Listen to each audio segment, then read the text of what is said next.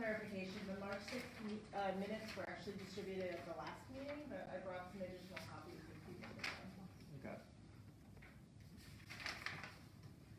Oh, could I have a look at the additional copy? I read it back. I don't quite remember.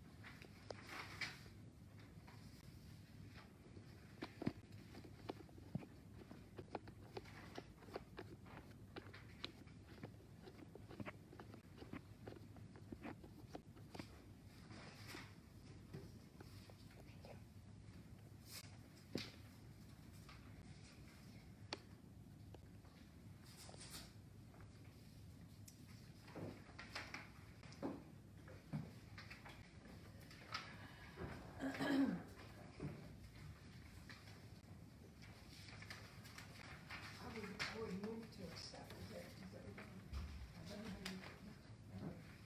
There's a motion to accept the minutes March, yeah. for just March or March and April?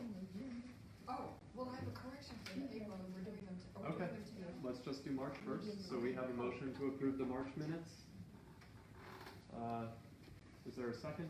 I'll second. Okay, all in favor? Aye. Okay. Seems like anybody against that? All right, approved. All approved. And now you said there was an edit. It's under announcements. Lost which page it was. It's toward the very end, and it's announcements. And it's when I announced I was doing a fundraiser in San Francisco on April 13th. And the name of the store is YAP. There's a K in there instead of P. Okay. Wait a minute. No, wait. I'm sorry. I said it backwards. It's Maybe YAP YAP instead of YAK. Yes. Thank you. Yeah. I think it started out right and then it got turned upside down. Yeah. And it's all capital letters, YAP. Okay. Thanks. Any other edits?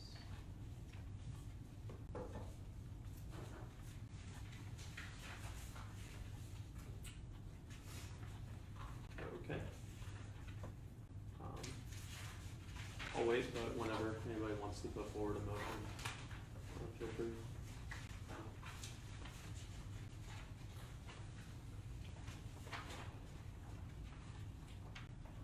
Are there any other, anything else?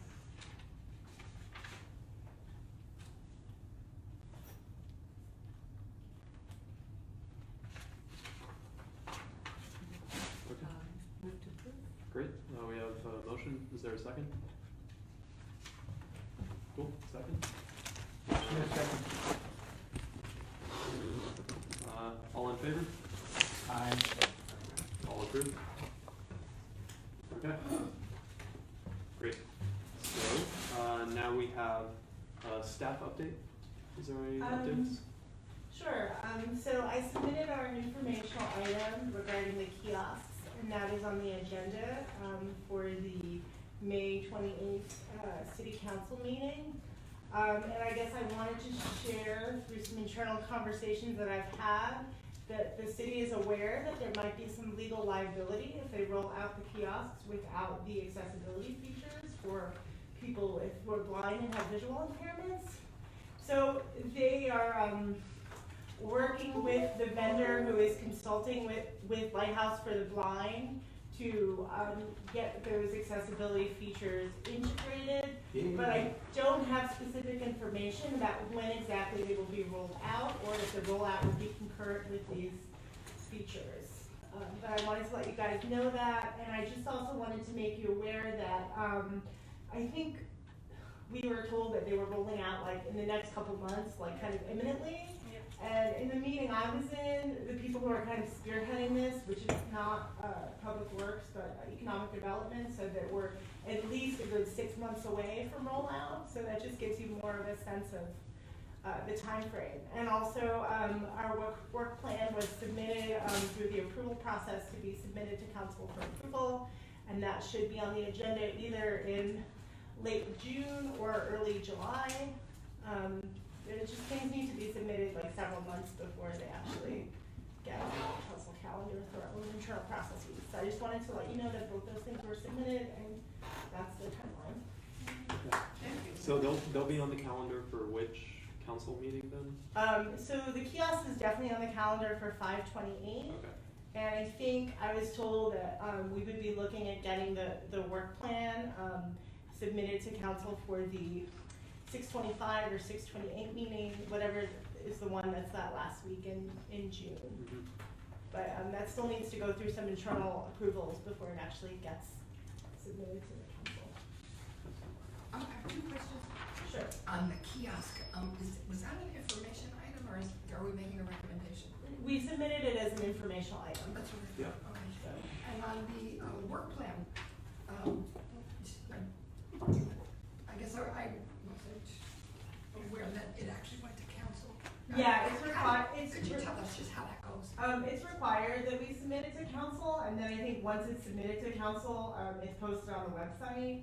It's just something that's required as part of the work plan process. So is it on their agenda as an action or consent? It's an informational item. Informational, thank So you. Okay. we're required to submit it as an informational item to Okay. council. Okay.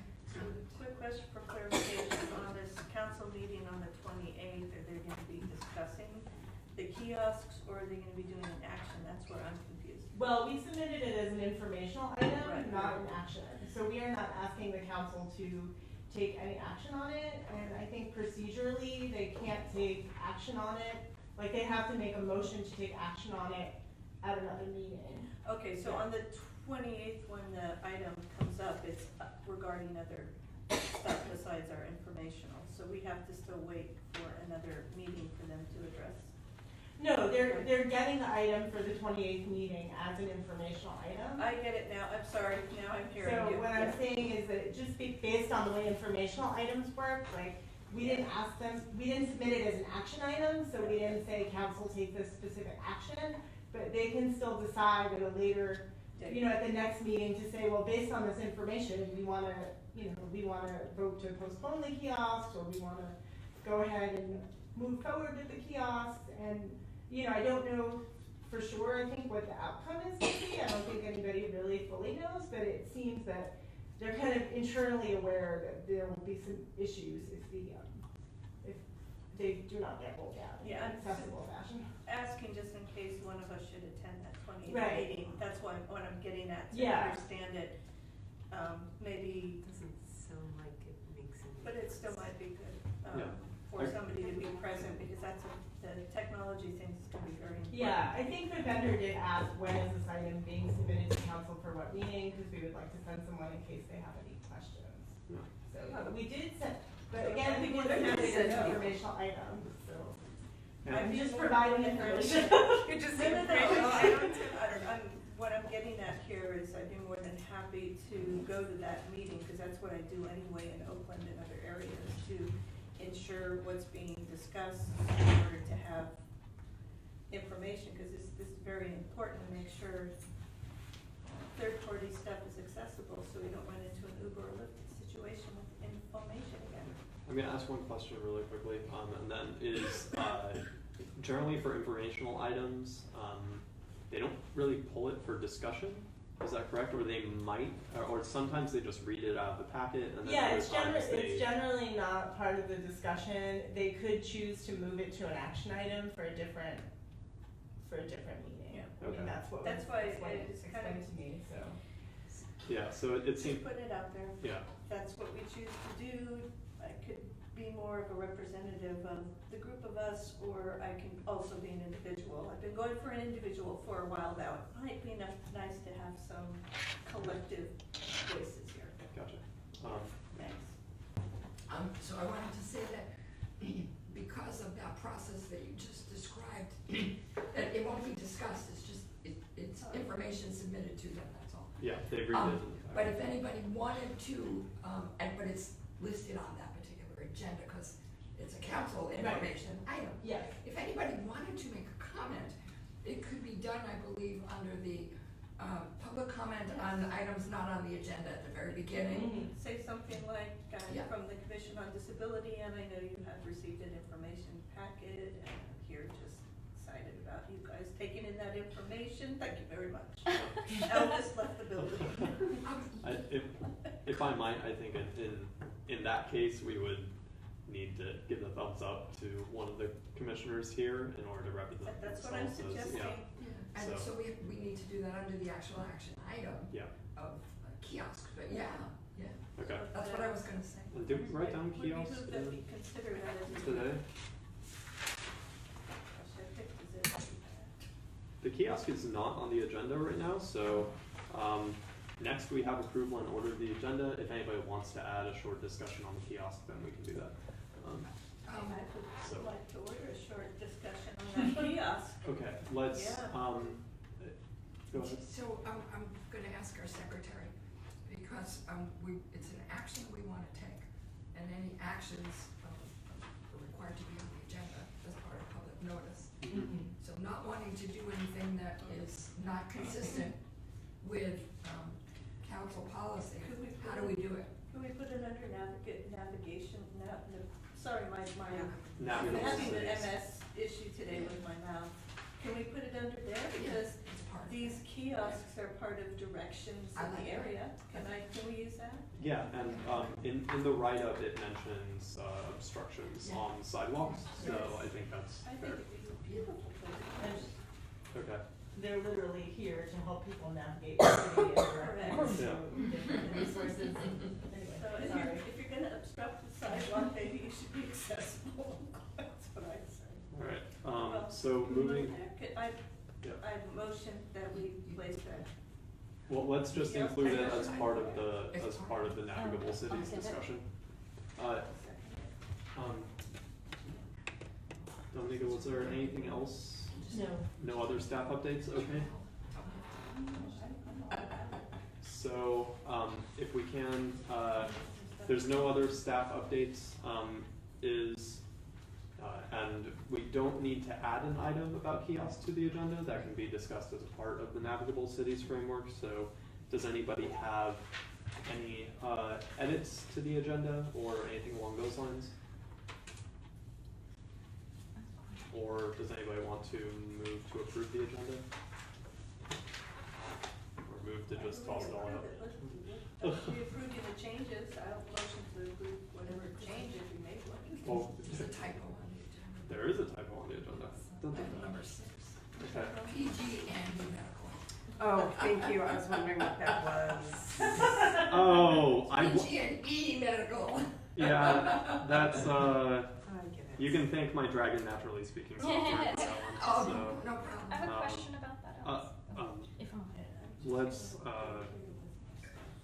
It's, when we get to the agenda. yeah, when we get to the item, we can discuss that. thank you. Okay, yeah. Okay, great. So, is there any,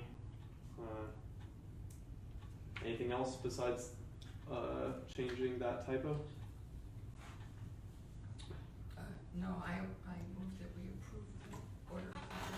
Okay, with Andy turned into Ampersandy. Then I got worried, I thought, oh, shoot, they didn't tell me they were doing anything different. What is this typo?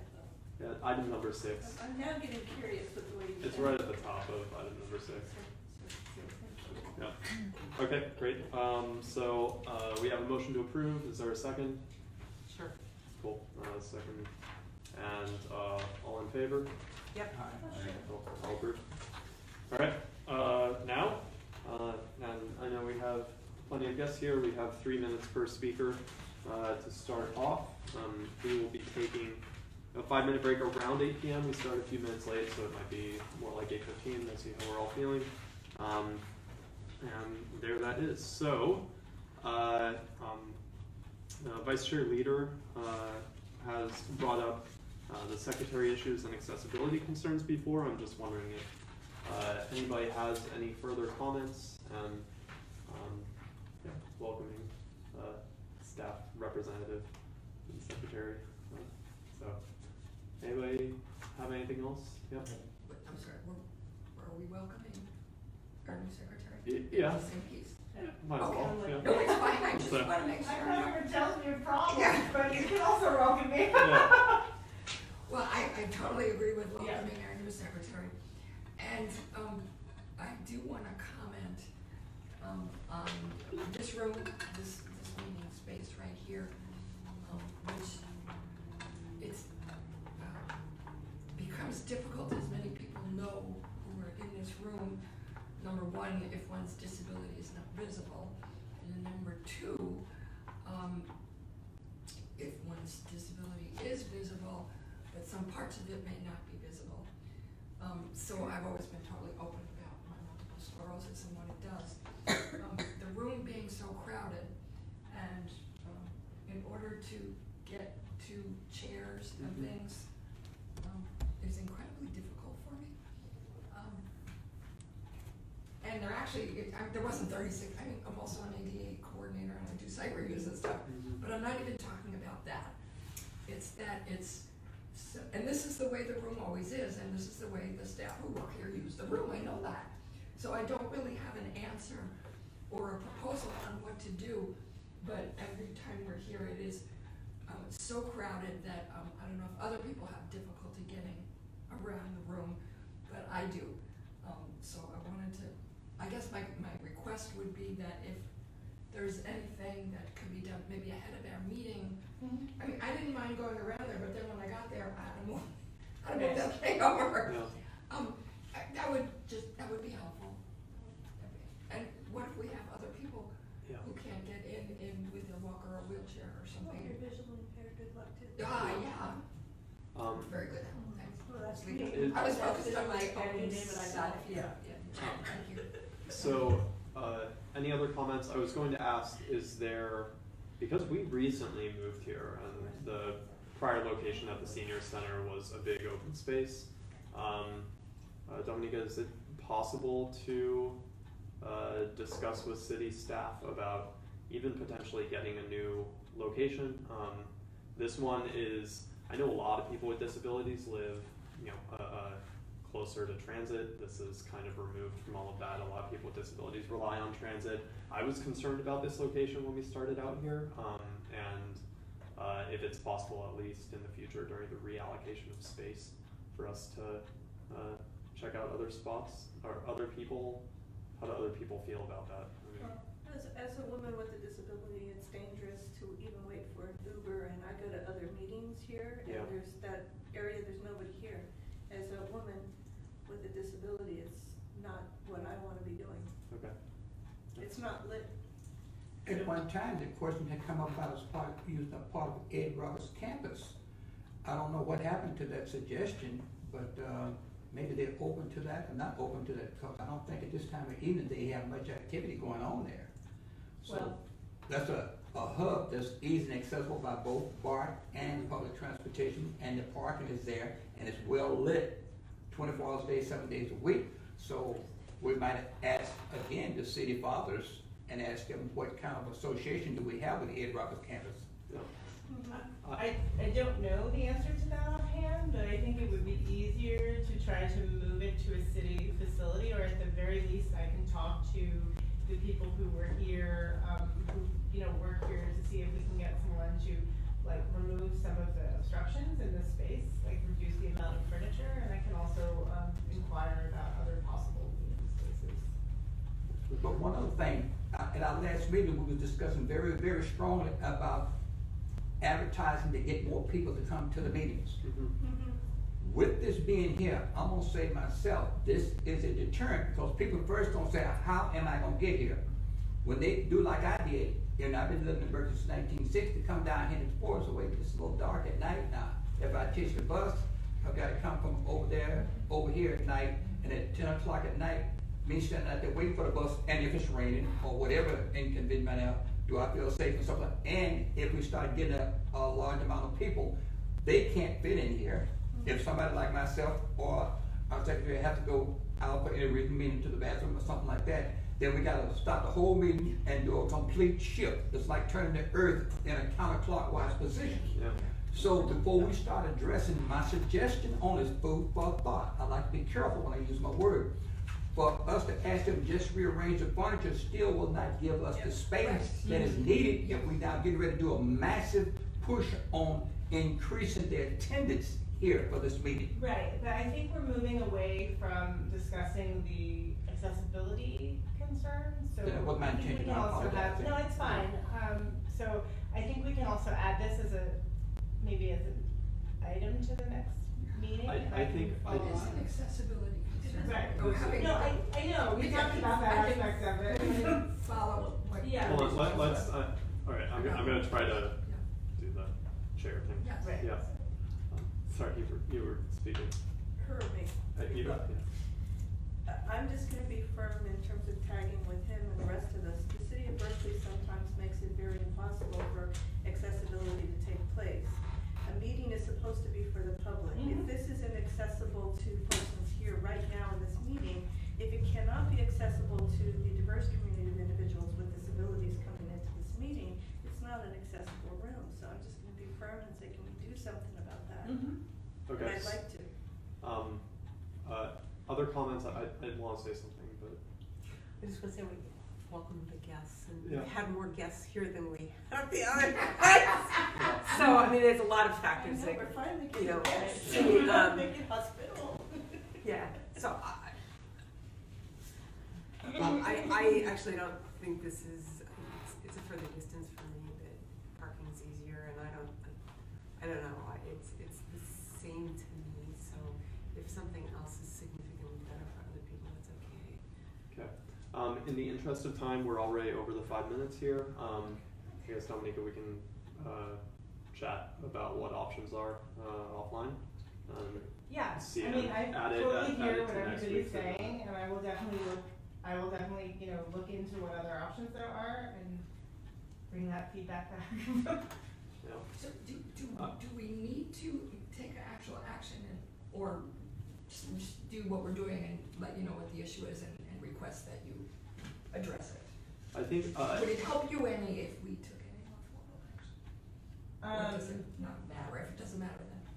I mean, I think at this time, we discussed that there are issues with the space, and I think the best thing to do would be for me to look into what alternatives there might be, and then we could discuss it again in a later meeting, and then discuss based on what those alternatives might be, what action the commission would like to take as far as the meeting space.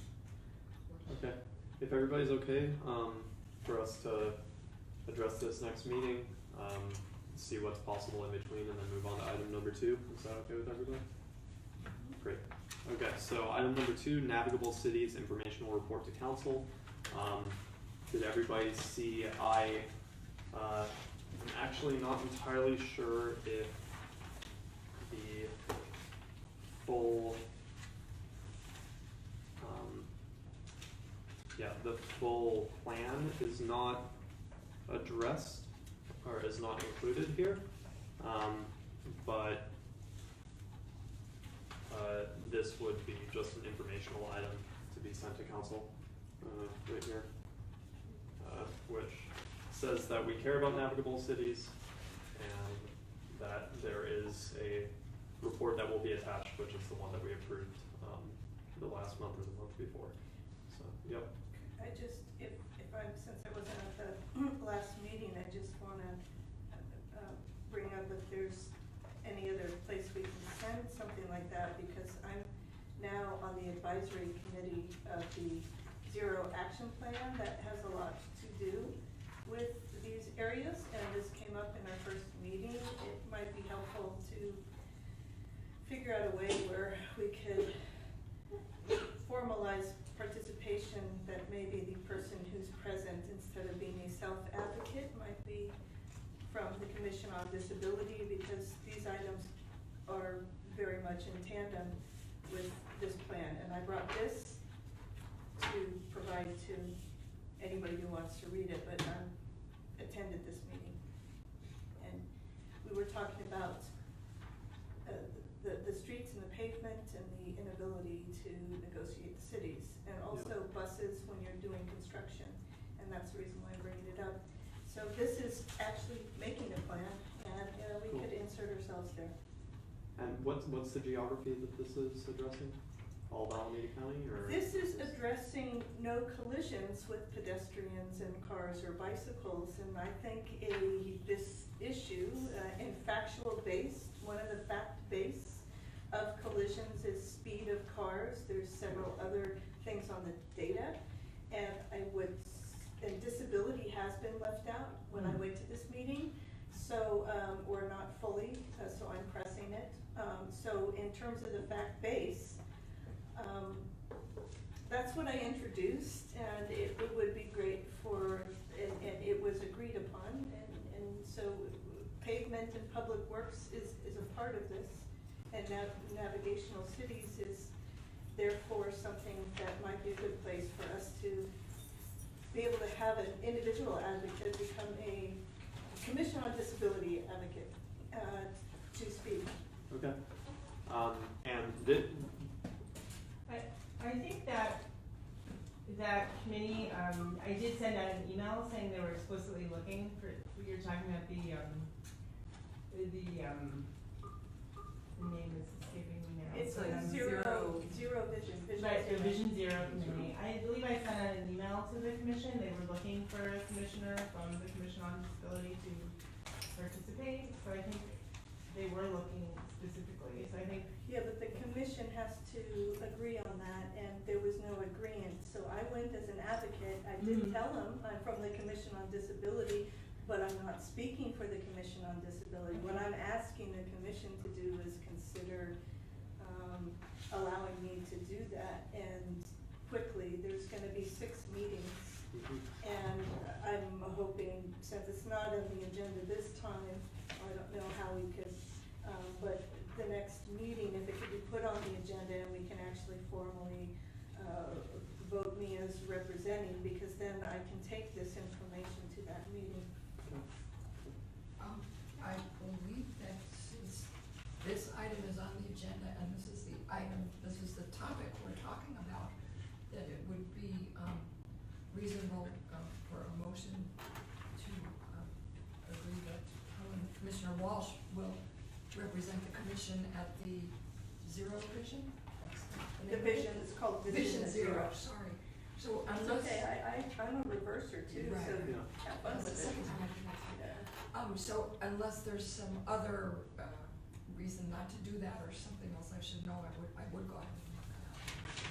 Well, I would second it if you did, but it has to be Okay. what you know. Well, I'm looking around, does anybody know any reason why we shouldn't do that? if I might, I'm not Sure. cutting in and opposing any motion on that, specifically for this, calendar item. It was about the informational item to council, that I wrote up, that's in the back of the packet, so, Yes. we can, I guess, split this up into two actions, which are first of all, moving for, a representative, and then we vote on who to attend Wait, isn't those this already meetings. on the action But agenda? also continue Yeah, so, putting that thing in the direction it needs to go. I'm Yeah. trying to give it more oomph by putting it in another place where the topic is Okay. needed. I'm suggesting procedurally that since Navigable Cities Informational Report, Intersectional. which is all about what Zero Vision. That's okay. Don't even ask me to say. Vision Zero. It's right, that it would be certainly fine and within our ability to actually take such an action this evening. So that if there's a meeting between now and our next meeting, Commissioner Walsh could go and represent and speak about, what our commission is, what we put in the report. as far as I know, procedurally, that's okay, for us to do that. Then, okay. Yeah, so, is that a motion? Because if there's a motion, then we have to hear for a second and then vote. Yes, I move that we approve Commissioner Walsh to represent the Commission on Disability at the Vision Zero? Vision Zero. Yeah. Oh, no, yeah, that. Vision Zero. That. Yes. Let's just call it that. Okay, Yeah. so So I made the motion, is there a second? Is there a second? Go ahead and second. I'll second. Okay. We have a second. All in favor? All approved? Okay. So are we commenting on this item? Is this already Yeah. on the information? Now we're Okay. going back to what we were talking about. Okay. Yeah, so this did cut ahead of the discussion, which was on the informational calendar item. That is a little bit more than halfway through the packet. I put this together essentially to inform the council of the proposed navigable cities framework. The item includes an overview of the principles and initiatives that we laid out in the longer navigable cities framework that we approved, an outline of the current situation and its effects, which has just several bullet points of why issues around navigable cities have been a problem for people with disabilities, and then that's about it. It's just information that this is something we're interested in and are going to be addressing from the rest of it. At the very bottom, environmental sustainability just says that we care about sustainability along with ensuring that people with disabilities can get around the city, and that's about it. So, do people want to discuss what's written up, take a minute to read it over, or, yeah, Commissioner Walsh? I did read it, and I want to thank you for all the work and the depth and breadth of the issues, and a good brief enough to send it to council information.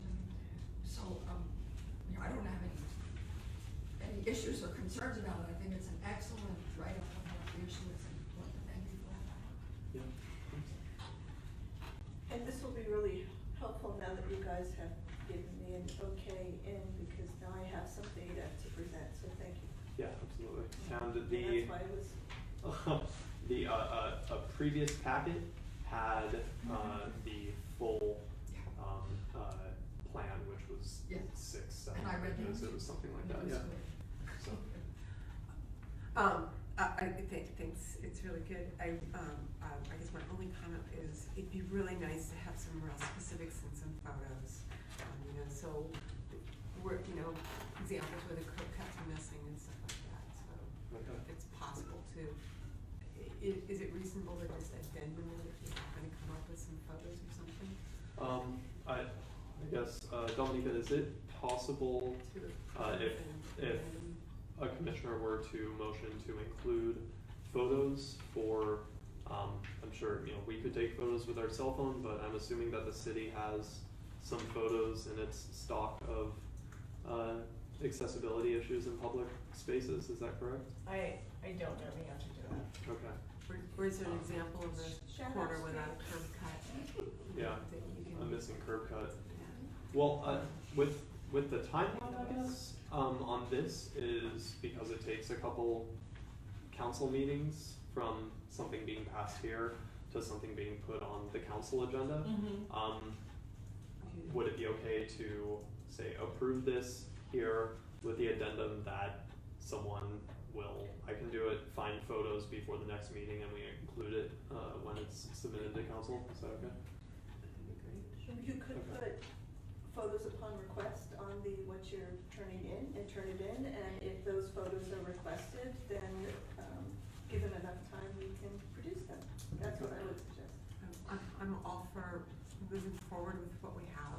Okay. And if there's more. Just for clarification, so when I put something together to submit, then I need to submit like what's going to council, and then it goes to several people for approval, and then it goes to the clerk's office. So I don't know, I mean, I could try, but I'm not sure procedurally how it would work to add things subsequently once I've already So this, submitted it. then don't. But I mean, I think photos upon, well, I don't wanna comment on how we do business, I'm just saying, photos upon request would be fine, I just procedurally, so folks know, like, I don't know if I can submit it, and then once it's in the approval process, I don't wanna add this. I think it- Yeah, hold on, alright. Sure. Yeah, if we say we want to change it, we need to pull it back, and then it needs to go back through the process again. Right. Unless there's like a typo or something, but, I mean, Yeah. photographs are, or it would slow down. And I think we also want to, present in our best thorough way, so I have a question and then some thoughts. So when would you actually be finalizing it and actually starting it in its process? Well, I guess, technically I have, up to 3 weeks until after the meeting that you approve something and tell me to submit it, but that means that I'm submitting it to my supervisor, and then they need to get approval by the division head, and I think that process is about a month, and then there's another, there's another little over a month that it goes through internal approvals in the, city clerk's office to get on the calendar, is what I learned, Yeah, so. right. Okay. So, Hold on. wait a minute. Yeah, Commissioner West. I was just doing it, but raising my hand saying I that. thought you were Interrupt. telling me to wait because. No, Okay. no, I was Thank trying you. to put my hand up. Alright. That I have some photos on my phone, and I believe Martha has some on her phone as well, that, I can tell you what they are if you think that's helpful. Do we need to approve the actual photos here tonight, or could we just send you the photos, or just casually show them to each other, or how strict are we on this? If I may, Yeah. if you have photos on your phone, then I think that it would be fine for us to approve this, share photos at the break, Okay. as to be, respectful of time, and pick 1 or 2 photos, and then afterwards give a thumbs up to. Or is everybody comfortable with that as an option here? Yes, and the related piece of that is that this is also on our work plan to do a photo survey and prepare a more extensive report potentially on various barriers to access in our city. So that there is a relationship there too, that it's not all. Okay, thank you. Yeah. If we are in need of data, what I can refer us to know as information is UC Berkeley has a street story web interface that's in regards to data on these topics. This was brought up at the Vision Zero meeting by a nonprofit and UC Berkeley who are doing that. It's source data from the local community, and that's what they're setting up to get their information on these issues for pedestrians. Okay. If disability is missing, the website isn't accessible, but we can gain data and work with and maybe make some changes if we utilize this source, because the city isn't looking into it. Okay. Good to know. Yeah. I would also say that anybody on the commission or our allies or anything like that is welcome to attend the commission meeting where this is present and bring some printed photos along with them and speak on their own accord. We should put those photos forward, but that is up to anybody and our allies. So, is there a motion to approve this pending thumbs up on photos at the break, or anything along similar to that? I would go with that. Commissioner Singer, Yes. motion. Is there a second? My only concern is if we look at photos during the break, it's not doing it during this time, so I don't know if that really counts. Sorry, but I just have to make sure. Okay, is everybody comfortable with, there's a second that's pretty much floating on the table, so I'm gonna really, Oscar, yeah. Yeah, Oscar just seconded, so, we can revisit briefly this after the break, and just get a thumbs up on the photos. I'm just trying to be cognizant of time here, because these are late meetings. So, there's a second, all in favor? Okay, all opposed? Okay, all approved. Okay, great. Yeah. Can I just add, I've got a photo, can I just show you my Sure. photo? sidewalk obstacle. It's got, A tree right in the middle of the sidewalk. no, it's got 2 signs and a couple with one of them in the wheelchair, Gotcha. and they're not gonna fit through. Okay. Yeah, thank you for that. Yeah. Wheelchair going there. A lot of restaurants are doing that now. Yeah. Sidewalk restaurants are taking up the space of wheelchairs, and people who visually impaired have to navigate through like they're going through the jungles. Yeah. I think this is, we were talking about curb cuts, but this totally fits the bill as a photo that I think MLK, is of concern. Oh, yeah. Telegraph? Shattuck Avenue from Oh, So shit. Going there's north, 2 real bad, on the northwest side. That's like less than. Once you get past First Avenue, restaurants are taking over. Do you wanna see this other one I have right now, or do you wanna, Well, we, it's a bicycle locked on a curb. I think, there are, if, thank you for this. I think let's, if folks are okay exploring the photos, and then we'll take a look at the best list of a few, after the break, then I think that's fair, but thank you for bringing up that, signs are a part of this issue as well. Moving forward, the town hall, do we have a date that anybody would prefer? How far out are we looking? We do not have, meetings in August, or December. It seems like we will not be hosting a special meeting then. We do have the option to, host a town hall, sort of event, is that? I would like to just clarify something. Yeah. So in looking at what it says about special meetings in the manual we were emailing earlier today, I realized it was kind of a moot question because special meetings count against our approved total of meetings. Mm-hmm. So if we do want to add an extra meeting, that's something that we need to ask the city council permission for. Or alternatively, we could choose to convert one of our already scheduled meetings into a town hall. And then we would not have to ask council permission for that. Okay. So as far as I understand it, those would be the options. And that's how we've done it in the past. We've had, I believe, 2 that I can think of in the past 3 years in particular, and that's what we did. Yeah. We had a regularly scheduled meeting, and the agenda was, for the most part, the forum or town hall. Mm-hmm. And we actually held it at a different location, Right. at the Ed Roberts campus. Was it a different time, or was it also a Wednesday evening? Is that our meeting, our regular meeting day? Okay. Just Um, title. Well, would anybody be open to say, that being September's meeting? I just wanna make sure that we have time enough to plan, or we could do July.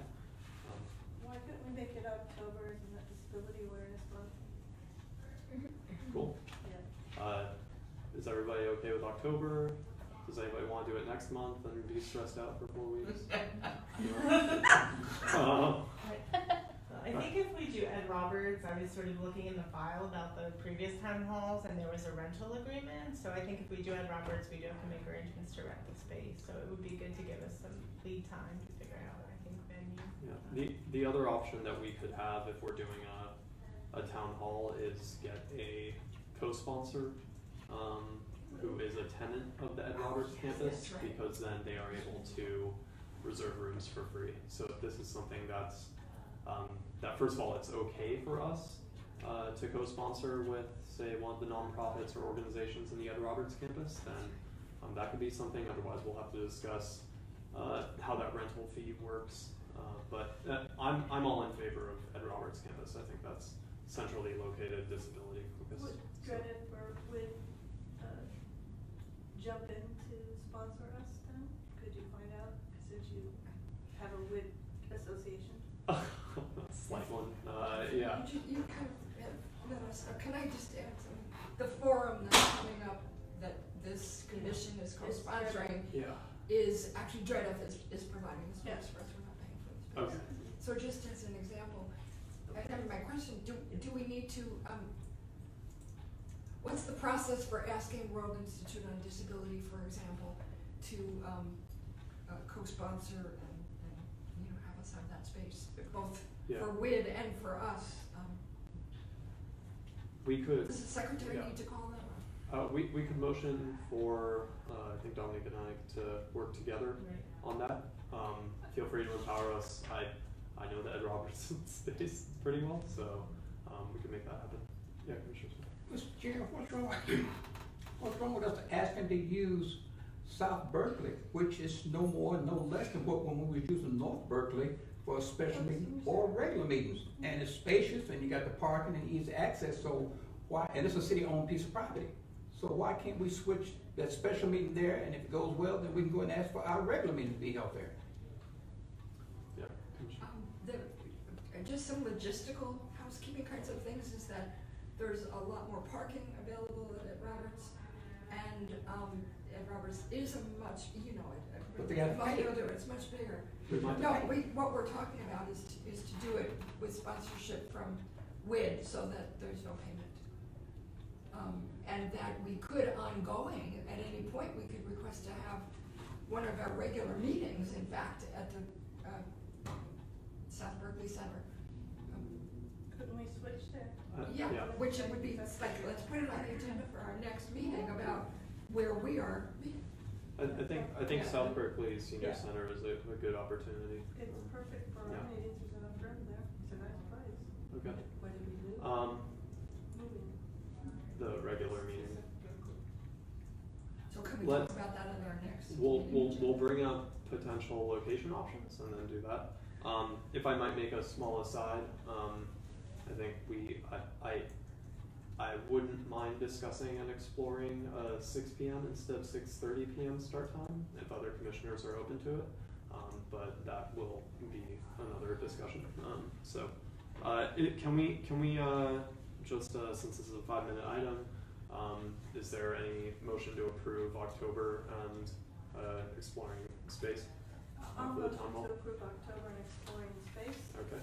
I'll Motion. second. Second, all in favor? Great, all approved. Cool. I'm sorry, who seconded that? I did. All right, so we have a 10-minute item here. We have a couple of guests that are interested in speaking on it. I have an update as well, but guests, please feel free to speak first on the concerns about access to electric charging facilities for wheelchairs for our homeless residents. So, what do you got?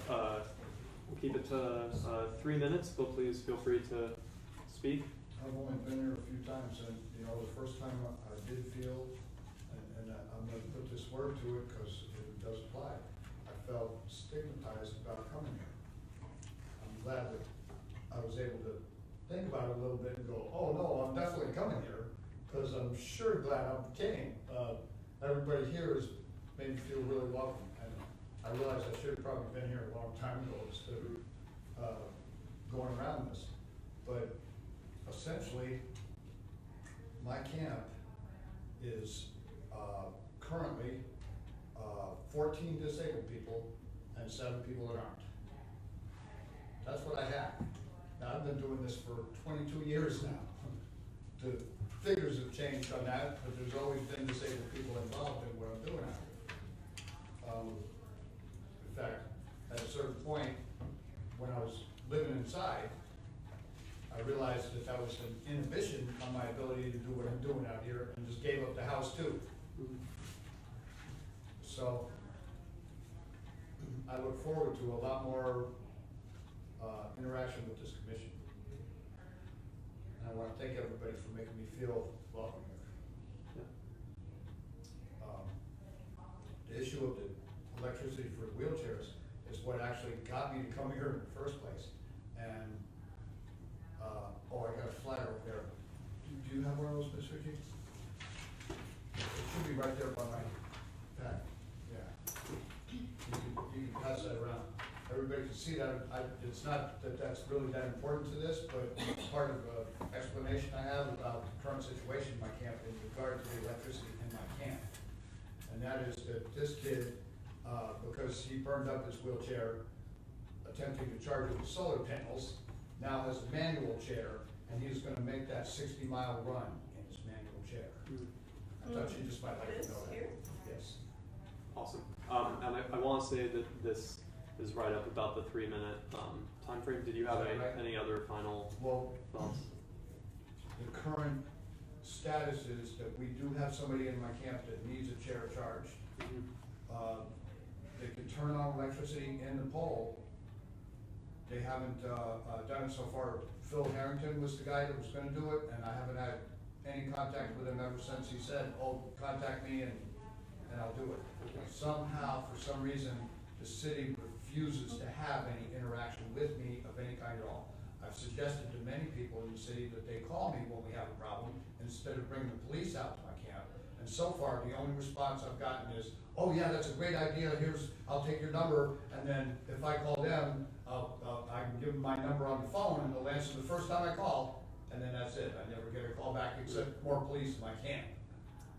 Gotcha. It's the Here There camp, right? Yeah. So people know. It's the one that's, up towards MLK, towards that one, where the park, MLK now. yeah, Yeah. that one. Got it. Thank you. Considering the situation with disabled people in my camp, I think it would be a good idea. The city could be more interactive with me. Yeah. Yeah. Mr. Harrington, so far, has not ever called me back on this, even though when I spoke to him personally, oh yeah, I'll be out there to hook up the electricity for the chairs. Thank you for. I just want to make sure that do any other guests have? Well, you can go first. Yeah. Do you want to introduce yourself real Yeah. quick? Hi, I'm Alex Williams. I am a social organizer and political activist.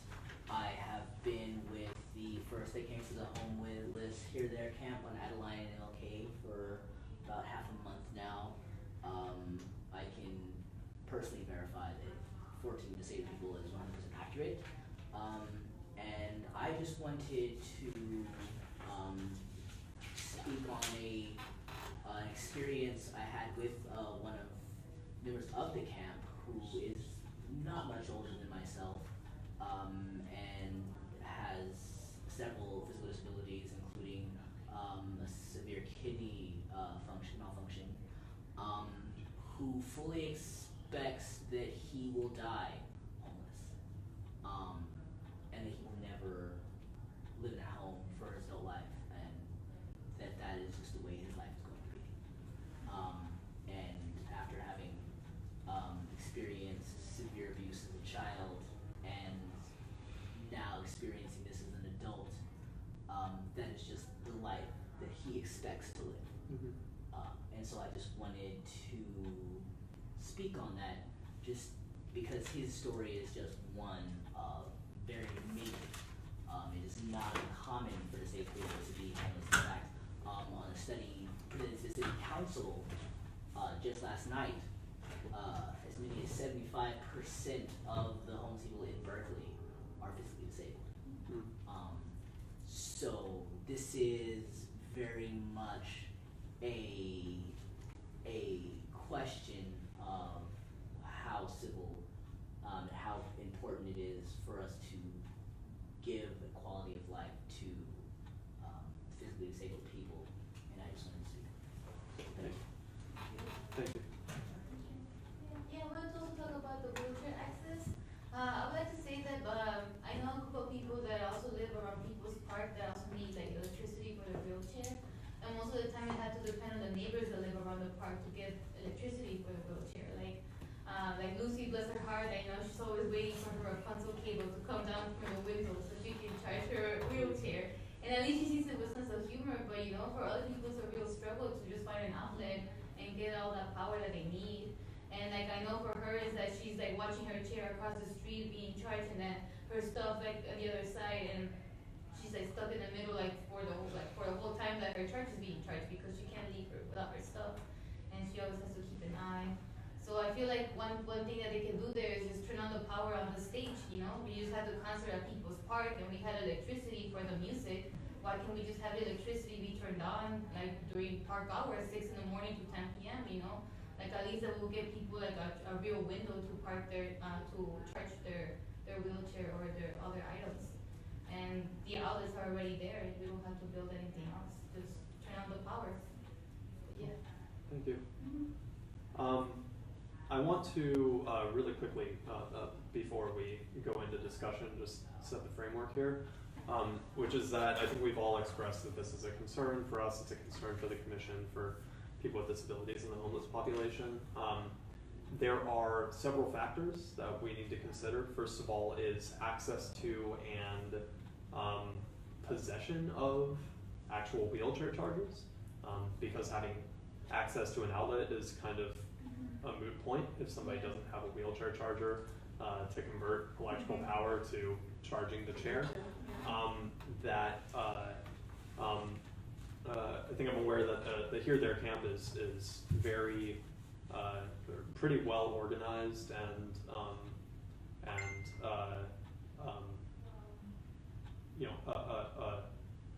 a safer space to be out of a lot of the homeless encampments and areas around town.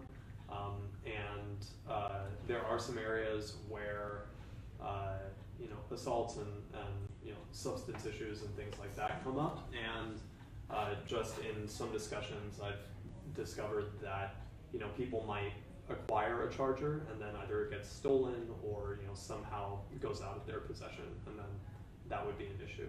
As a commission, we are charged with collecting information and providing information and recommendations to council.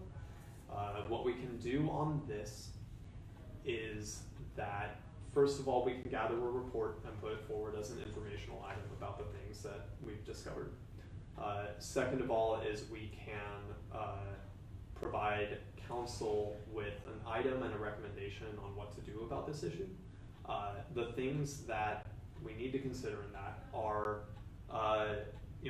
providing open outlets isn't going to give wheelchair charging capacity to everybody who's homeless and has a chair, right? Because not everybody has chargers. And the people that provide power, their concern is price, because electricity isn't free. There could be some sort of a subsidy in electricity, or whatever from the city, but the city would want to know that it's going toward, providing charging for medical devices and chargers, and that's difficult for them to do. An alternative that we could consider is opening up, say, a couple of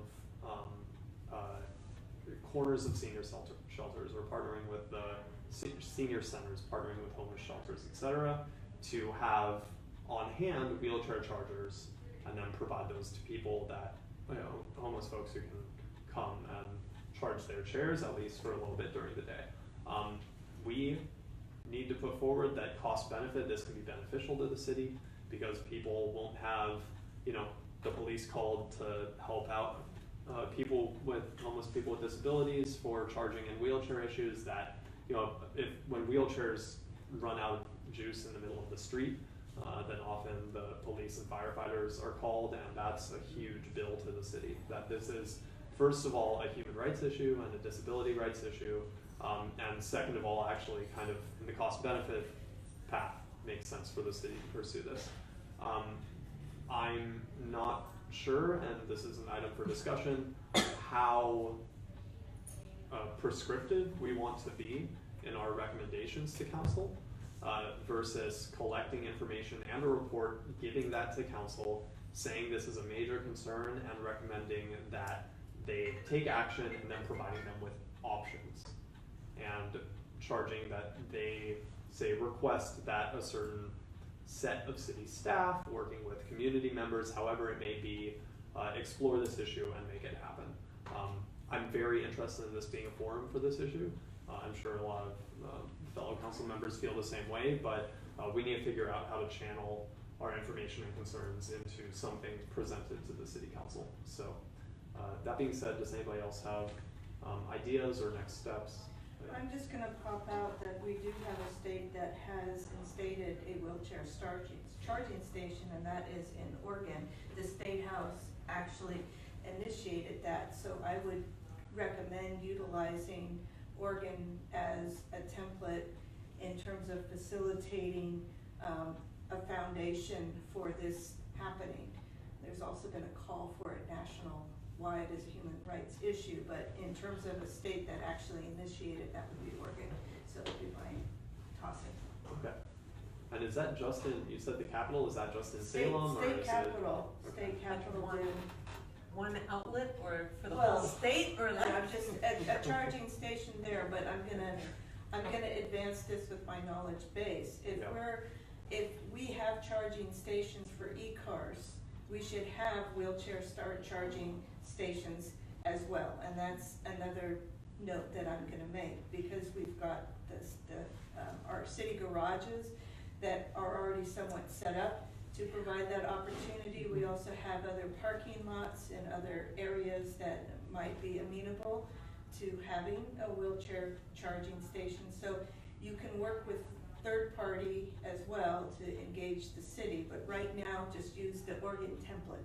No.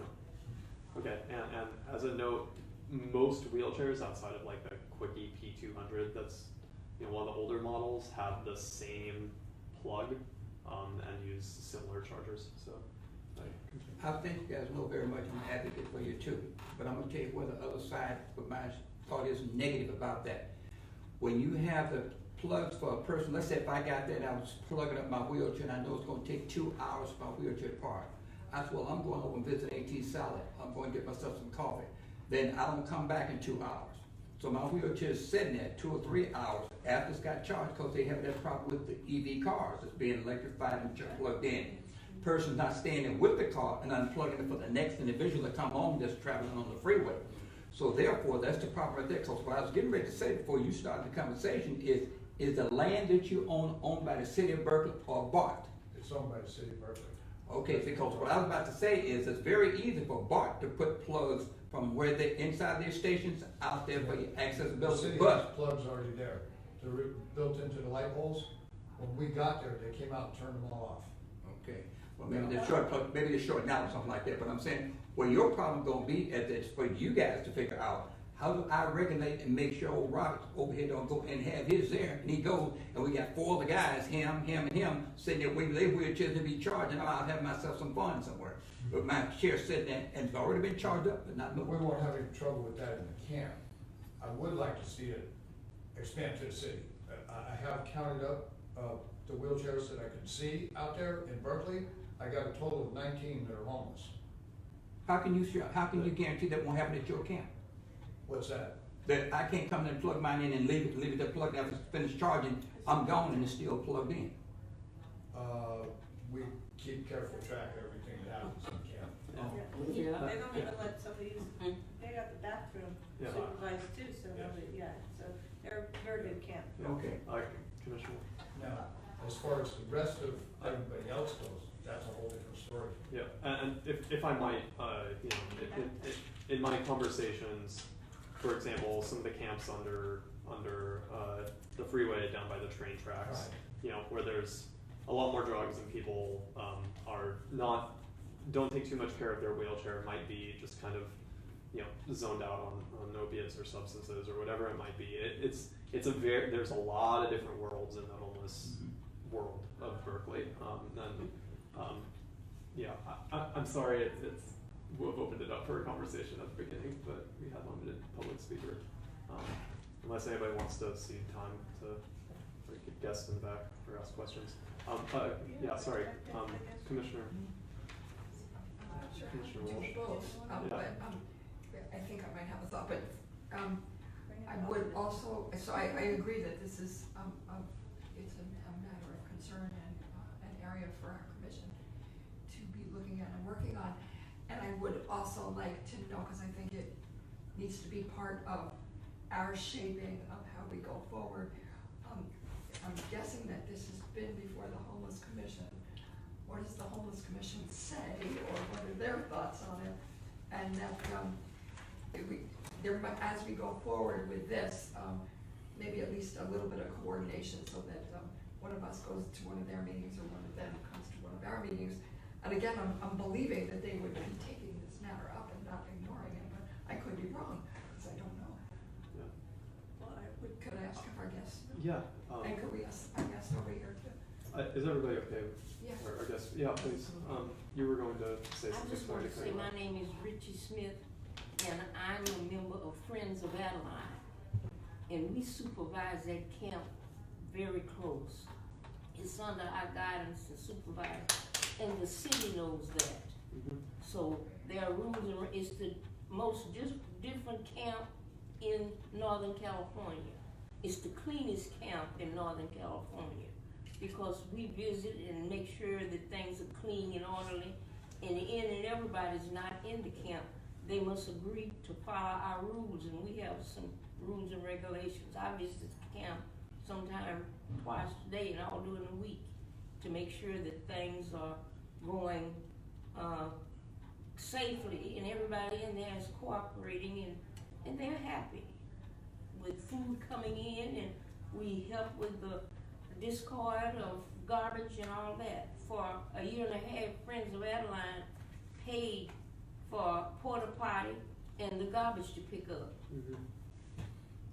Until we coerced the city, shamed the city to come and remove the garbage. Yeah. Well, thank you. I want to recognize time right now on this item, and we have several on the agenda. I just want to bring it back around to the focus of the initial request, is since it is, property is owned by the city, is there anything we can do currently, because this is a human rights issue, to figure out a way to get some electricity there, because we do know, how many residents are there with wheelchairs? Right now, we only have one that needs to be charged. So you have one wheelchair that needs to be charged? One wheelchair that Wouldn't needs it to be be, charged. something that they could work out, if there's a telephone plug there, that maybe they could come up with something? Because I think it's workable if you had a certain time with the charger. Yeah, it was already discussed with the commissioner, council member. Which councilman? Kate Harrington recommended to, Okay. Phil Harrington that he turned it on, and I spoke with him, and he said he would be happy to do it, and never returned any call or spoken with me ever since. Well, it seems like there are some dead ends that have been hit by advocates, and a formal item and recommendation to council on the part of this commission would be good for getting things moving. It's kind of a comment and a question, which is, what about Easy Does It? Easy Does It is trying, but they. Chargers and stuff, Yeah. so. I mean, Are they are they a location where people could go to charge? Is there, no. So, Can I make a motion yes? that we formalize this and write something in terms of the information we have with Kate and this other individual to see if we can get a response for these individuals and put our names behind it. Okay, so that's something where we would have to. Sorry? We'd have to vote on it, but we'd have to empower one of us to do the write-up and the research, and then vote on the formal motion next month is what it would be. Yeah, Okay. Commissioner Smith. One question to the people here, what is wrong with you guys having a portable on-wheels generator, like a large building would have? Like this building right here, if the power goes out, Right. they go pull in a portable large generator, diesel generator to power this right here. Generally, those items are designed to back up electricity. You don't wanna run the generator all the time. There's What- a whole bunch of reasons. For one thing, they're very finite items. Generators don't last that long. They're not built to last that long. They're meant to back something up. But, there's other problems too. You constantly have to feed the generator, you have to maintenance the generator, you have to give it gas, and you have to put up with a lot of noise and a lot of smell. And the last one is the one that I personally object to the most. We have a motion on the table to do formal inquiry and write-up. Did you want to empower one commissioner to do that? Is there a I'll volunteer? put myself in there if somebody's willing to support me in doing it, because I've got a lot going on in my life right now. I've had Okay. some pretty devastating stuff in my family, so. Can I ask a clarifying question? Yes. Is this write-up regarding, providing power to the Helio camp for wheelchair charging, or is this about providing, wheelchair charging stations, or providing can we just clarify a little what we're specifically researching? Yeah.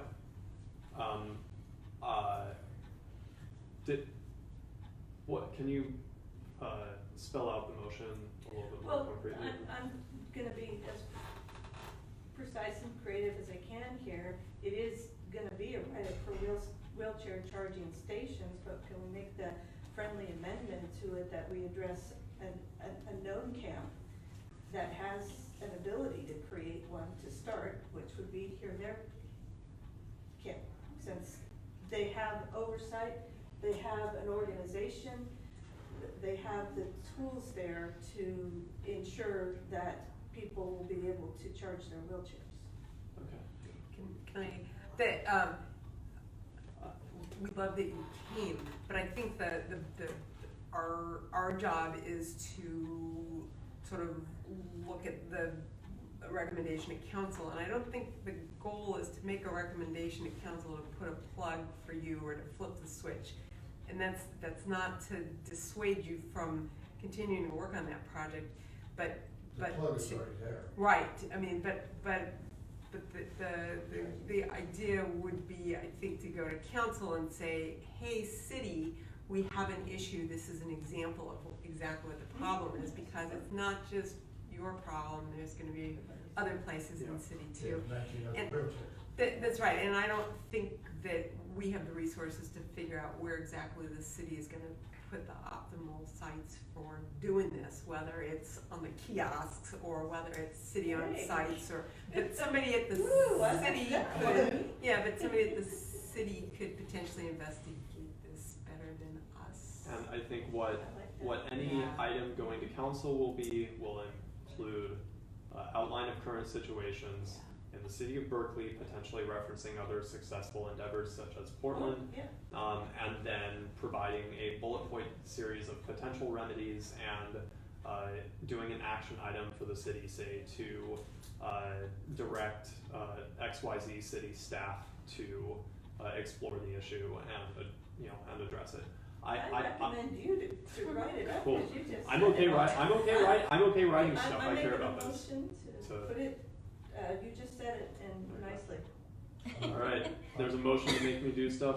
Yeah. Oh, yeah. Yeah.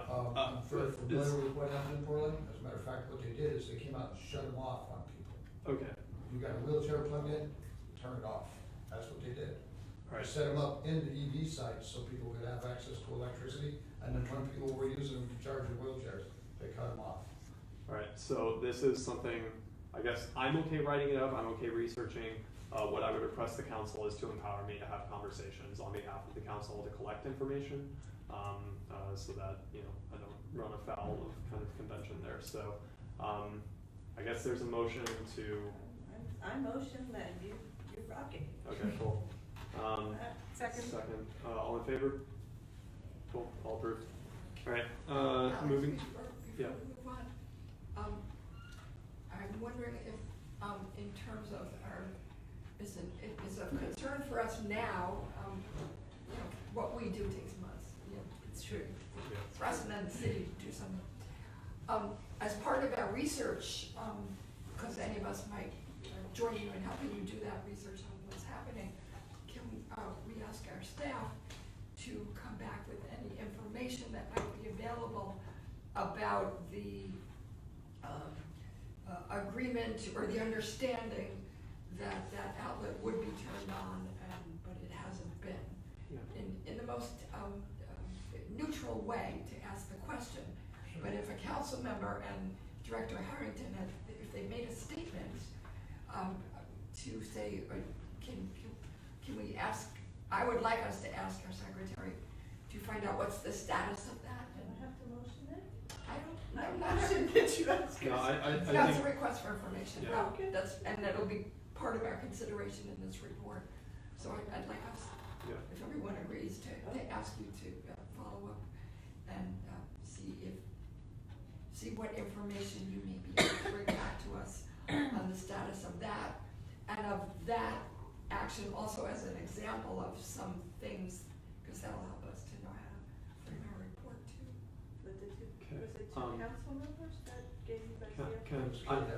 Okay, I want to interrupt because we're running pretty far behind here. So we've had the motion. We'll be good. We'll have discussions.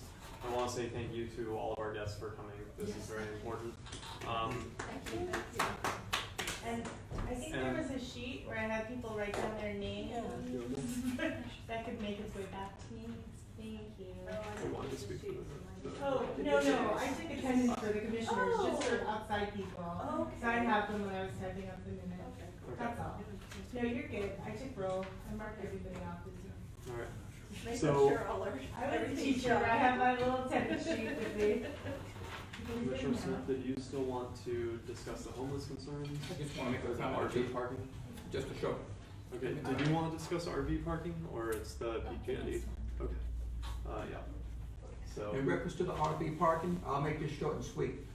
I went to the Godfathers, which was the Alameda County Board of Supervisors office, to ask about this, because I didn't wanna go through those he said, she said. They shot me down so much I started to dig a grave and put myself into a hole. Because what they said was, when you try to get Berkeley to pay another city for services that are being rendered, number one, you're asking for a lot of trouble, because number one, how are you gonna regulate? People in Oakland use more of the facilities than the people in Berkeley. How are you gonna regulate people from outside, bringing garbage and stuff in there, and saying, if I live as a homeless person, bringing it at night, dropping in the city of Berkeley, paying for stuff that they really don't get, you know how you say, you have to pay for the services, the cleanup services and stuff like that? So they went on and on and on, and things that I had never even thought about. Right. Number one, there's just a bad policy for you to try to get another city to perform a service and you pay them for it. Look how difficult it is when you ask them about police, sheriff, and law enforcement to combine themselves and let's go do something. So you talking about somebody homeless, how you gonna stop the people that's traveling, looking over there and saying, what's that? Oh, that's the homeless camp. We can go in there and park and we'll have to pay it. So in Berkeley, having to pick up the bill for that. So when they finish, all I can do is sit there and hold the phone. So I mean, you guys, that right there, I don't have anything to go on when you're talking about doing it open at the Coliseum, what we was talking about. So that's my report there. okay, I wanna make a quick item, which is the, a note, the A's organization, I think just purchased like the entire Coliseum property and is gonna try to remake it into like a kind of mixed use large park and Really keep a local gorgeous. arena there for Really gorgeous. for all, you know, so it'll be a vacant parking lot now that the Raiders are leaving, you know, at the end of next football season, but it's gonna be undergoing some transformations where even suggesting RV parking there might not be a long-term solution. And I don't know what the time frame of that is, I just saw that there was an agreement and I saw a sketch of what it's gonna look like, you're right. I So, saw that too. yeah. Thank you. So, you know, geographic issues for us to consider right there. The only thing I can pop in on is I talked to my church and some other churches, and there are some churches in Berkeley that might take 1 or 2 vehicles in their parking lots. And my church, First Congregational Church of Berkeley, the senior minister I've actually talked to, so it might behoove an introduction, to maybe see if that's a possibility in maybe other churches. At one point in that area, the churches used to open their pews for people that were homeless during certain times. Something changed with the funding sources in order for, same thing, garbage and cleanup and these types of things. But in the interim, it seemed like the churches, maybe, because in that area, that's what they're used to, have done in the past, and it might be an outlet. I know First Congregational Church has a whole housing initiative, which makes it more plausible. And I think there's benefits and drawbacks to having centralized locations with lots of resources where a lot of vans can park versus kind of dispersed parking and responsibility and funding and things like that. So again, stuff for us to look at. Are people okay cutting this one short and then moving on to the PG? Yes. Andy? Are we doing public comment on the item, or I'm just wondering? Sorry? Are we doing the public comment on the item? or- Yeah, I guess we skipped over that, but if we want public item on this one, then Yeah, yeah. well, I just had like also an update because after the April 3rd meeting that we have here with you guys, I also had a meeting with the mayor just because I also wanted to know, you know, are we getting access to Golden Gate Fields? Have you tried yourself? And basically what the mayor said is that they have tried several times, but they have resistance from Golden Gate Fields to do it Yeah. because, again, it's private property. But the thing is that he's saying that he's looking at other sites, but the thing is that the money is not the problem. Like he said, like that there's money for the services. The thing is it's like the land. Like so right now, like that's what he's trying to work with, and I think that's like something where we can help out is like trying to parking lots, even if it's just like, for people with disabilities first, because to be honest, like right now, like once the ban does go into effect in the winter, because it's gonna hit us in the winter, then it's gonna be people's vehicles are gonna be at risk for being cited and towed. So I just don't want us to get to that situation, because right now we're still in the springtime, summertime. There's still time for us to like do more outreach to be able to find an open parking lot, which shouldn't have been so hard. Like, I mean, we can even like allocate his lordships, because even the status with his lordships right now, they still don't have somebody that wants to take over that parking lot.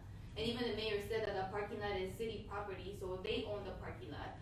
And they're only trying to like rent the actual building. But that's just a thing that maybe we should try to really make a push to have a parking lot open, just because like right now, like our chances are kind of looking slim, and we just really need help from the community as well, just to help us in that manner, just to be a voice for us too. Thank you. Yeah, and I know there's weather concerns around winter. Yeah. Heat and extreme heat and potentially poor air quality if we get stuff like with the campfire last year.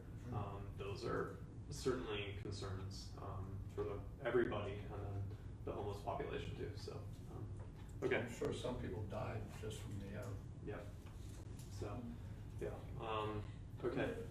We also say the secretary could get us some more information as to how we would find out what we could, because this is a concern, what's going on with the status on parking lot area for RVs to park.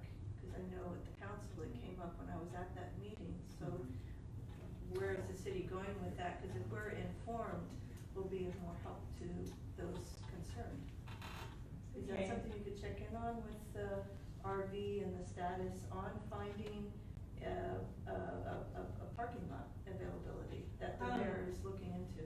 Yeah, I can see if there's a general update on that. Yeah. I mean, basically what I do is I follow up with or assign it to appropriate staff, receive it, I guess, assigned to appropriate staff. So I can certainly try to follow up on that. And then keep us up informed, It's kind of a we'll general touch question, base. so if there's something more specific, then let me know. But, yeah, I can see RV if parking there's. for our unhoused community. Yeah, no, I mean, I understand the issue, so I can see what I can find out.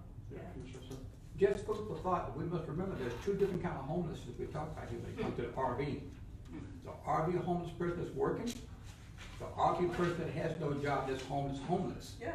So see, the RV person that's working will have a tendency to keep that area up and not be plugging into something that's gonna blow all the power out for everyone. The RV person that's homeless don't have those kind of capabilities to keep their apartment up, so you have to worry about rats and other things like that. So when you're talking about putting people at certain places, you're dealing with two different kind of homelessness here. Okay.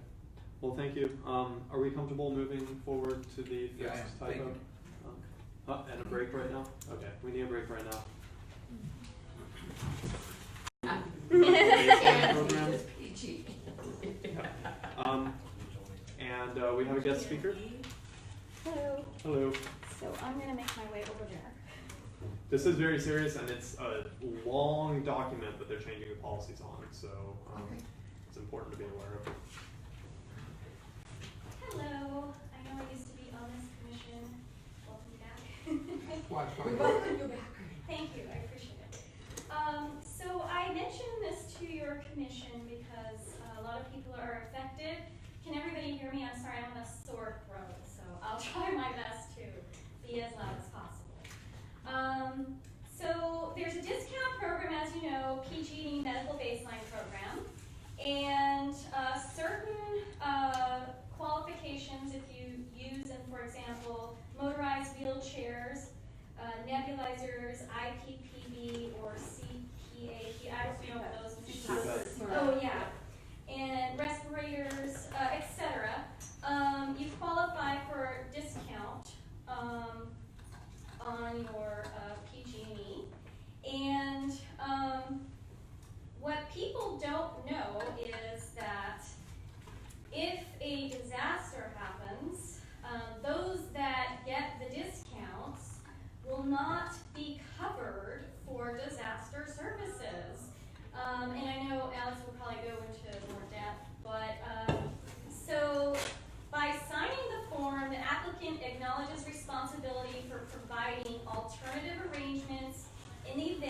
of a power or gas outage.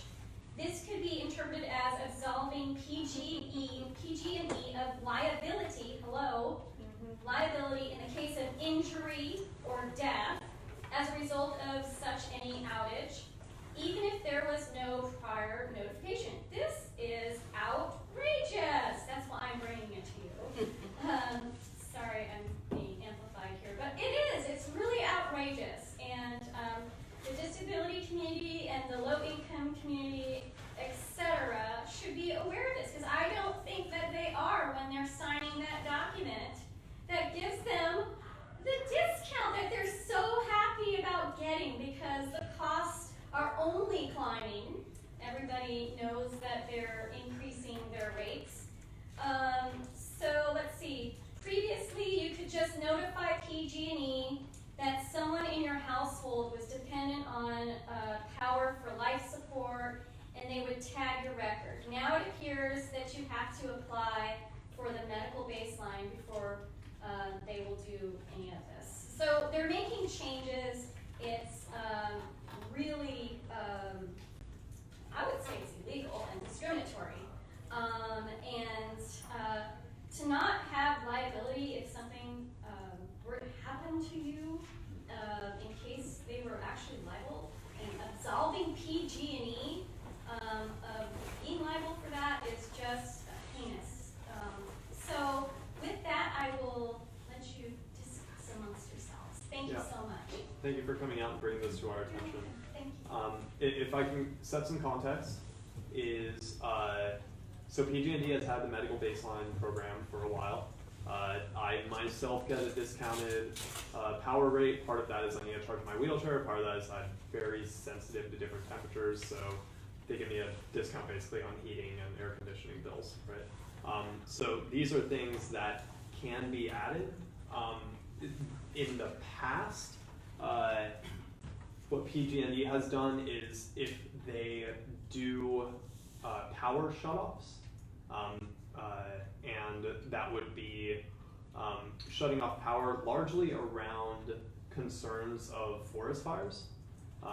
What they're doing right now is they're saying if there's extreme heat, high winds, and Santa Ana winds, what they call high fire danger near large transmission lines, they are doing what they're calling public safety power shutoffs. And those public safety power shutoffs used to be so that if you, not just like, okay, I need to charge my wheelchair or I need AC, but more of the, I have a breathing machine or a CPAP or something where this is actually fully life-sustaining, that PG&E would do more targeted shutoffs where they would keep that person's, essentially I believe the city block, kind of operational, because they recognize that there's life-sustaining equipment that the person has. Right now, the change is that they will be more frequent with those public safety power shutoffs in light of the recent forest fires and liability and exposure to liability that PG&E had. And they are saying, yes, you can sign up for this medical baseline program. We recognize that you have this vital life-saving equipment, and basically going from, we will, if we're doing a safety shutoff, figure out how to keep your block open and your block operational, to like, we've got to do this so widespread that we've got to shut off everybody's power and figure out a backup generator. That's pretty much it. So that's essentially the change to their program, is that they're saying we're going to be doing, we've already done some public safety power shutoffs. We're going to be doing them more frequently because of concerns for fires and people that have medical equipment. We're giving you a baseline, a cheaper discount rate, but we're in no way saying that we are going to be responsible or give you priority to keep the lights on if we're doing this. So that's the issue. It's certainly a safety issue for people. Again, looking at what the commission is charged with, I think that it's important for us to explore the issue. We could request that people visit, maybe somebody from Public Works could come and visit the commission. We could give recommendations to council for them to, you know, do a formal city, statement, or, you know, just, you know, a public statement announcement against this and for, you know, supporting people with disabilities access to power.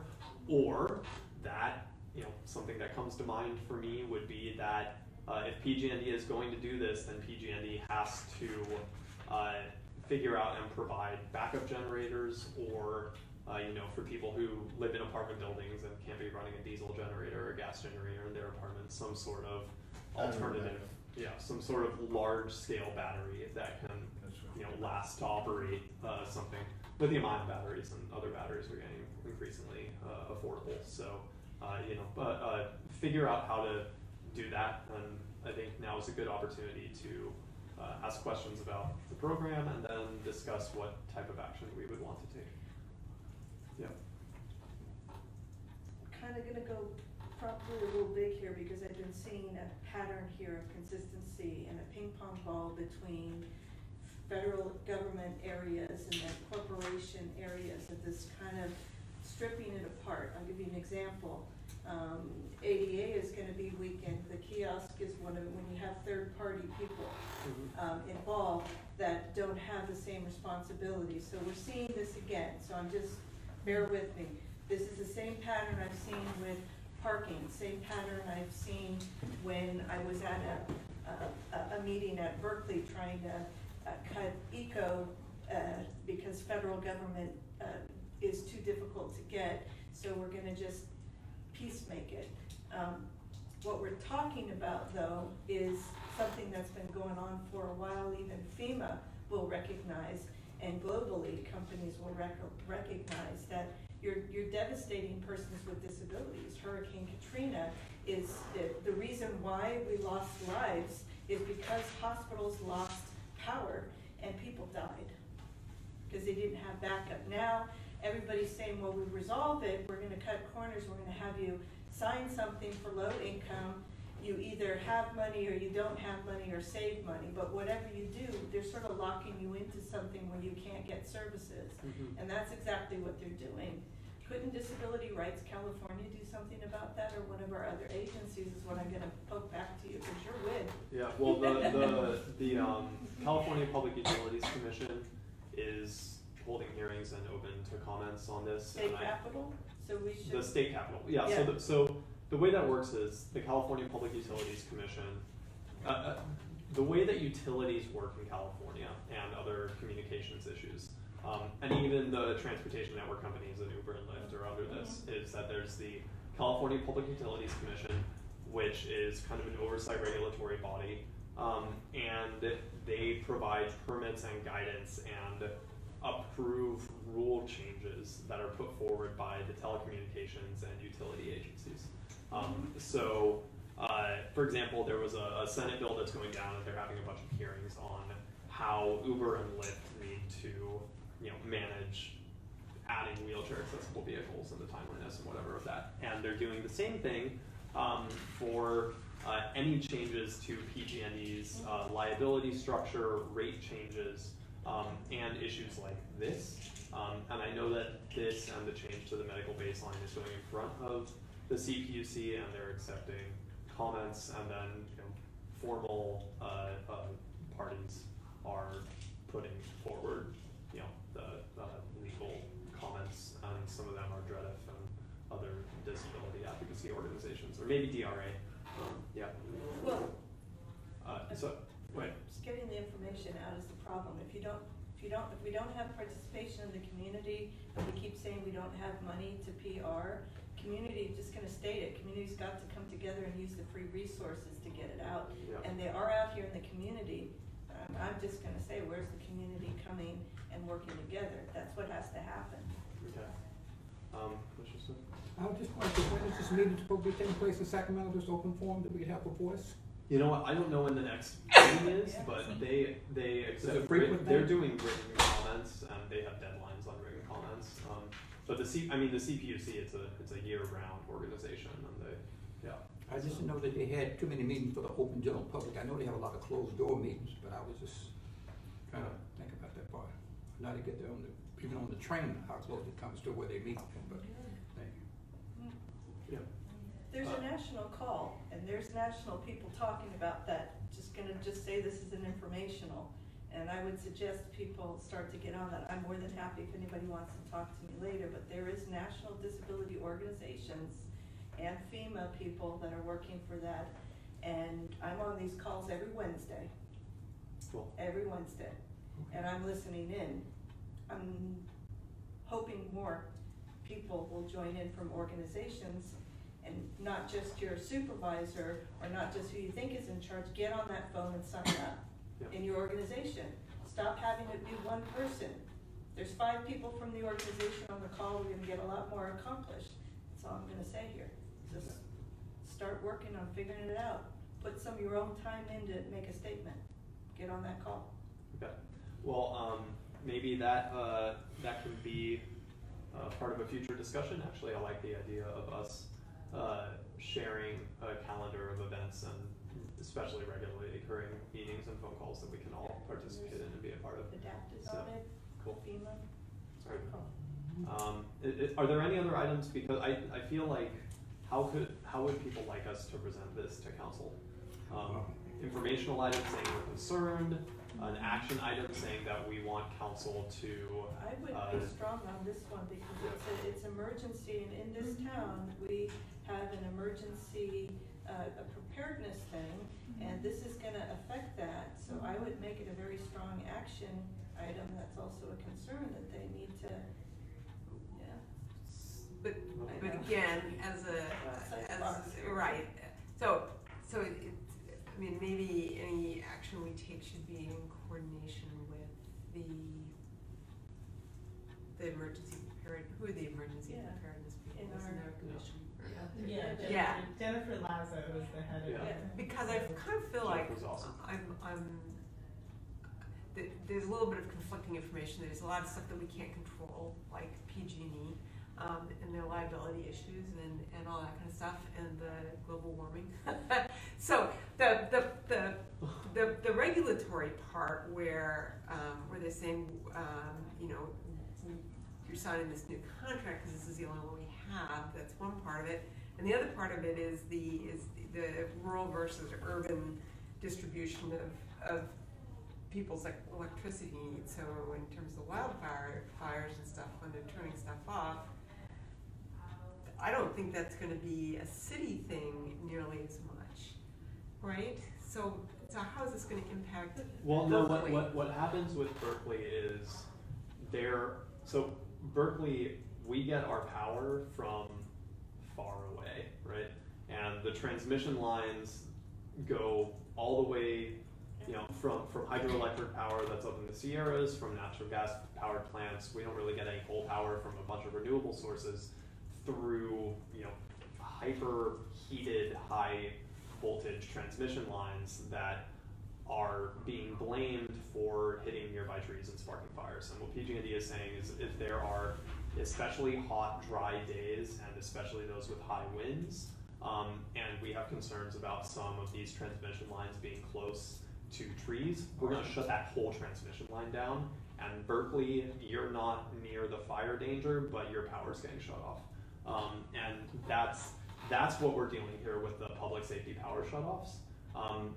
What comes to mind for me is looking at the reality of Pg&e is going to continue to have these public safety power shutoffs, and they're only doing so much tree trimming, and they're trying to figure their stuff out.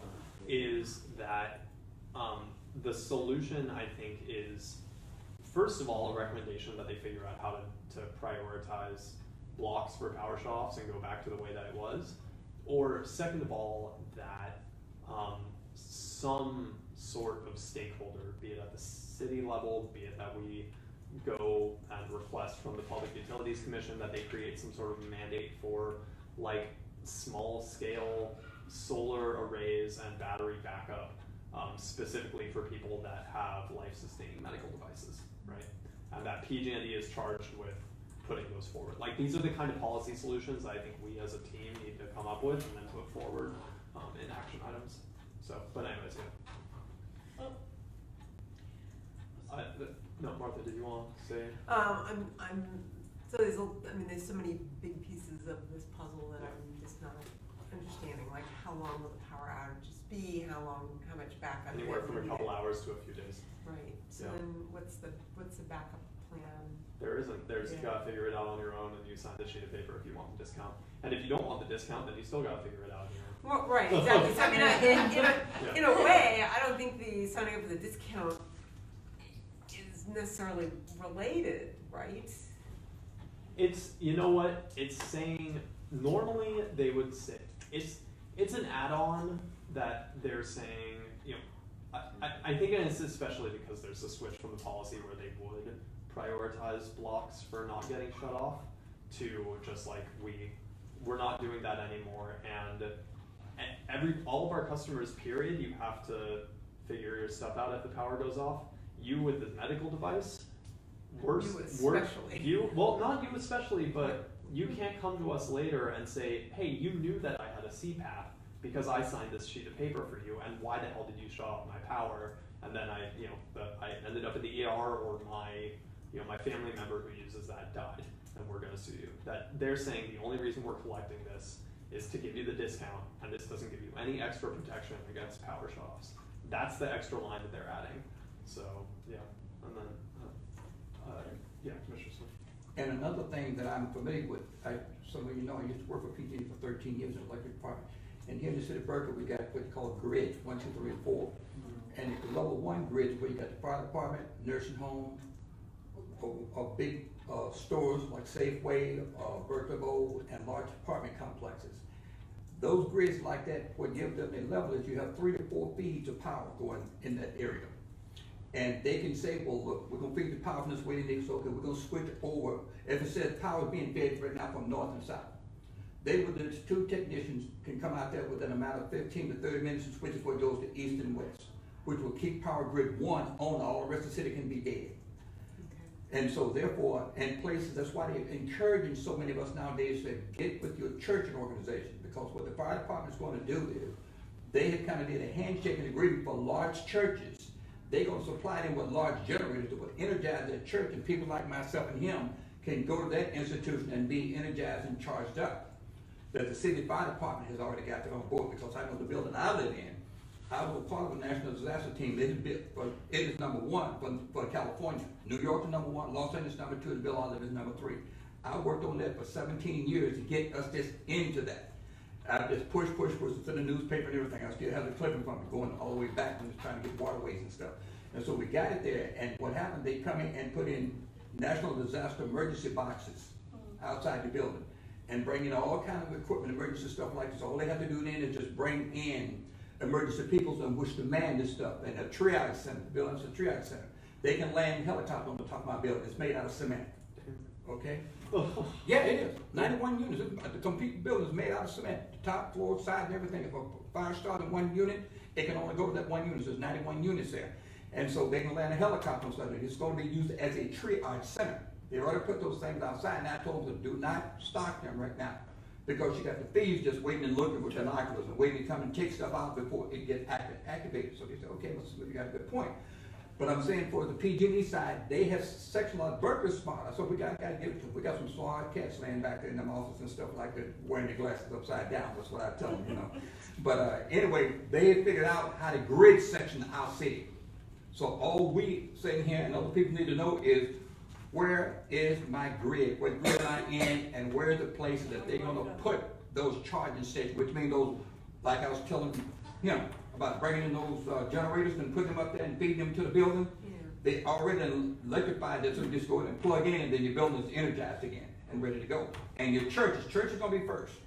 Then buildings like mine, but not mine, will be brought in and put. So a lot of these developers are doing is putting generators on the rooftops or outside, so they can go up there and just throw a plug and energize their building themselves. If they're not in one of those 4 grids, then they can energize that place like that. Because what I was just thinking, what he was just saying is, if I'm signing up for that discount that you're talking about, and I'm on a multi-dwelling good, I'll sign a discount, but it's not gonna affect me. I've signed up to the discount, but I'm not gonna get anything from it. That discount sound like to me is somebody's individual homes like you're in. Then I'm you in an might- apartment. Oh, okay, not apartment. Well, somebody that's in a individual home, then you, the person that's, well, I might be able to benefit from it. But if I sign up for that, I'm really not gonna get anything, because the city of Berkeley and Pg&e done already made it, so I'm gonna get the services that I need and the people in that building that I need. And so they're gonna be shipping people into that building, flying them in, bringing them in by ambulance, however else, for them, because with it being a triage center, then they already is gonna go take care of it. I know it's a fact. I was sitting right there when they brought the things bigger than that white post or the containers and stuff that billboard, it's bigger than that. I want to interrupt really quickly. Go ahead. This was a I'm sorry. 10-minute item, and we're I'm sorry. definitely over time. That's right, so- stop me. Yeah, no worries. I just again, I want to see and wrap this up so that we can get out on time. Thank you. People's ideas of the actions that we need to take and the type of item that we can put forward. Yeah. I would say that having some information to council of a concern, because this is an issue, and you know, there might be some emergency preparedness areas that are covered here, but when we have high heat and the electricity is shut off, I have MS, so I have a central nervous system cooling problem. If we're not prepared for where people are gonna go, you know, if we're not working on that in this city, we're gonna lose lives in this scenario, and it's gonna be specifically persons with disabilities are the ones that are affected, and I find that discriminatory. I'm just gonna hammer it hard here, and in my opinion, unless you have a solution, if you're telling everybody, figure it out yourself, this is what we're gonna do, and you're putting it off to somebody else, it's a concern, because there's a population of people who are signing a piece of paper so we all know who they are, who cannot get assistance if something is shut down, let alone they're not gonna even be notified, right? So there needs to be something something for that. So it's a concern, because and it should be noted as an issue. It's discriminatory, period. Okay. So we have an informational item as an option. Yeah.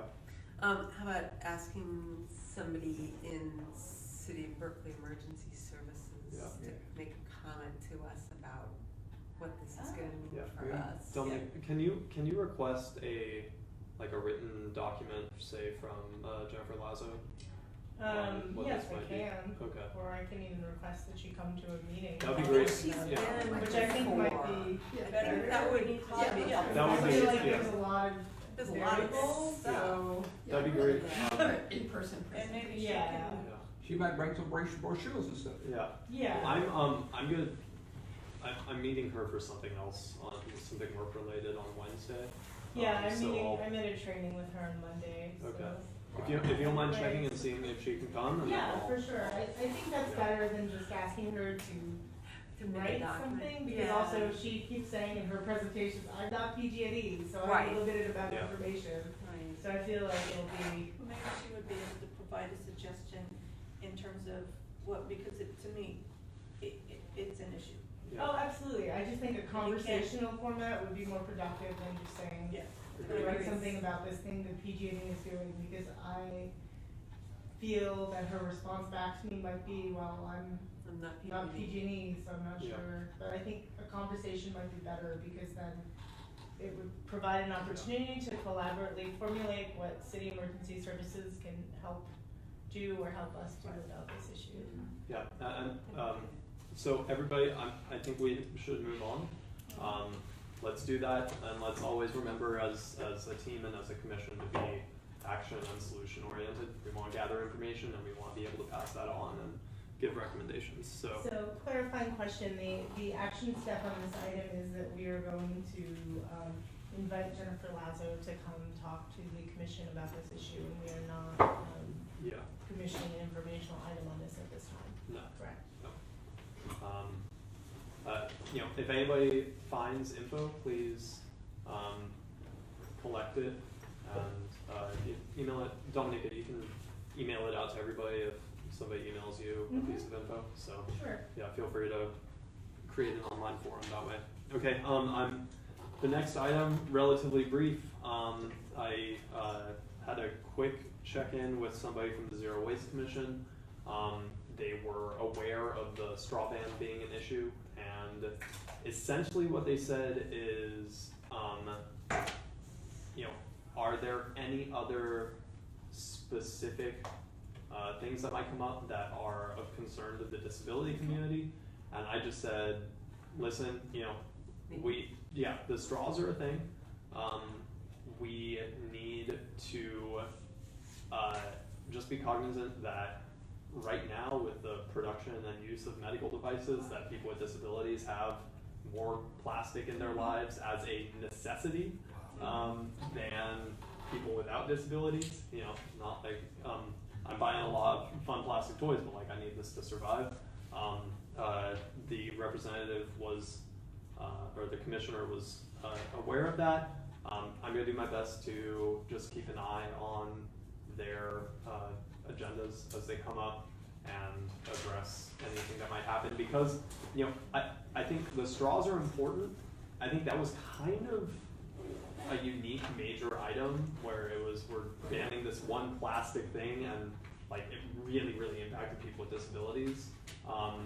And I was kind of scratching my head as to, okay, what else will the Zero Waste Commission come up with that are gonna hit folks? And there wasn't anything too major that came up. I think it's just something where we need to keep an eye on each other's agendas.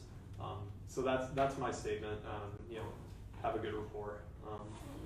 Yeah. I was gonna make a general comment here that it's not just this municipality you have to be aware of. It's across the United States, and these issues specifically with plastic that you brought up is also global. I'll give you an example, a 3D printer that allows somebody to have, or a young child, to have an arm built or a leg built or a foot. We also need to consider those. I brought up when I was sitting at the Zero Waste Commission all this stuff. I'm surprised that they're coming to you and asking you the same questions when I was representing our commission there. I brought up these very same issues. So I just want to point that out to you. Overall, my other thing is how do we work more cohesively with the different organizations, because we did have CIL who had an open opportunity who we wanted to actually help with, and there was this weird thing going on. So I do have a concern specifically in terms of, with areas of plastic and zero waste and environmental issues that our nonprofits in this town need to be able to figure out, how do you use a commission on disability and how do we work together? My concern is if we're separate, it's going to be a huge issue. And what happened with CIL, I still don't understand, because it was an opportunity for us to work on the utensil issues, which was very important to persons with disabilities as well, and also low-income individuals and homeless individuals, or unhoused individuals, when they're ordering food. So with that being said, I'm just going to tap in an informational thing here. So I'm on board with you, but it's a larger issue of communications in terms of how you use a commission on disability and how we work with the city. And I don't want to see that separation continually happen when we're here to help. Yeah. Thank you. I think actually that can be part of the discussion for item number 9, the public outreach. So, that's the next step. Any other thoughts on this before we just go to the San Pablo Avenue? Let's all, there are agendas of stuff coming out across the city. Does everybody else get those emails? The city agenda or the city happenings calendar? I'll share the email address and the listserv sign up, because there's updates about the week's happenings across the city, and we can all just commit to checking out other agendas and maybe attending a few meetings. So okay, so no action item on that. Moving on to the San Pablo Avenue plan. Did you have an action item on that? No? Oh. All right. Commissioner Walsh, did you have an update on The San Pablo the Yeah. corridor, yeah, and I brought information for people to keep up on this. Okay. I went to the Transportation Commission just recently. They did a secondary presentation, that's why I went. I didn't go representing us because it wasn't too sure because we didn't specifically say that. But what I brought here is again the corridor project for Alameda. One large thing I want to say that was a concern to me at this meeting is there were several individuals on this commission that sort of wanted to say, how do we get this moving quicker here? And they said if we don't go with applying for federal funding for the environment areas, then we could, get this idea going quicker.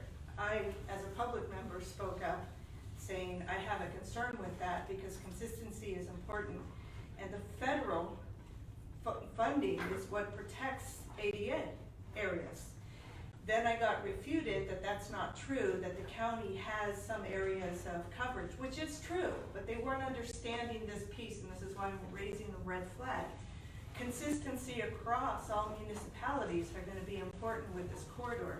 If one city builds different than the next, how do you get off a bus if the city has decided to do something separate than this in terms of with their funding? So I just want to make a statement there that I was surprised in this meeting, somebody who's on this commission publicly made this sort of statement to say, let's cut corners, and I did say something. So I just want to say that.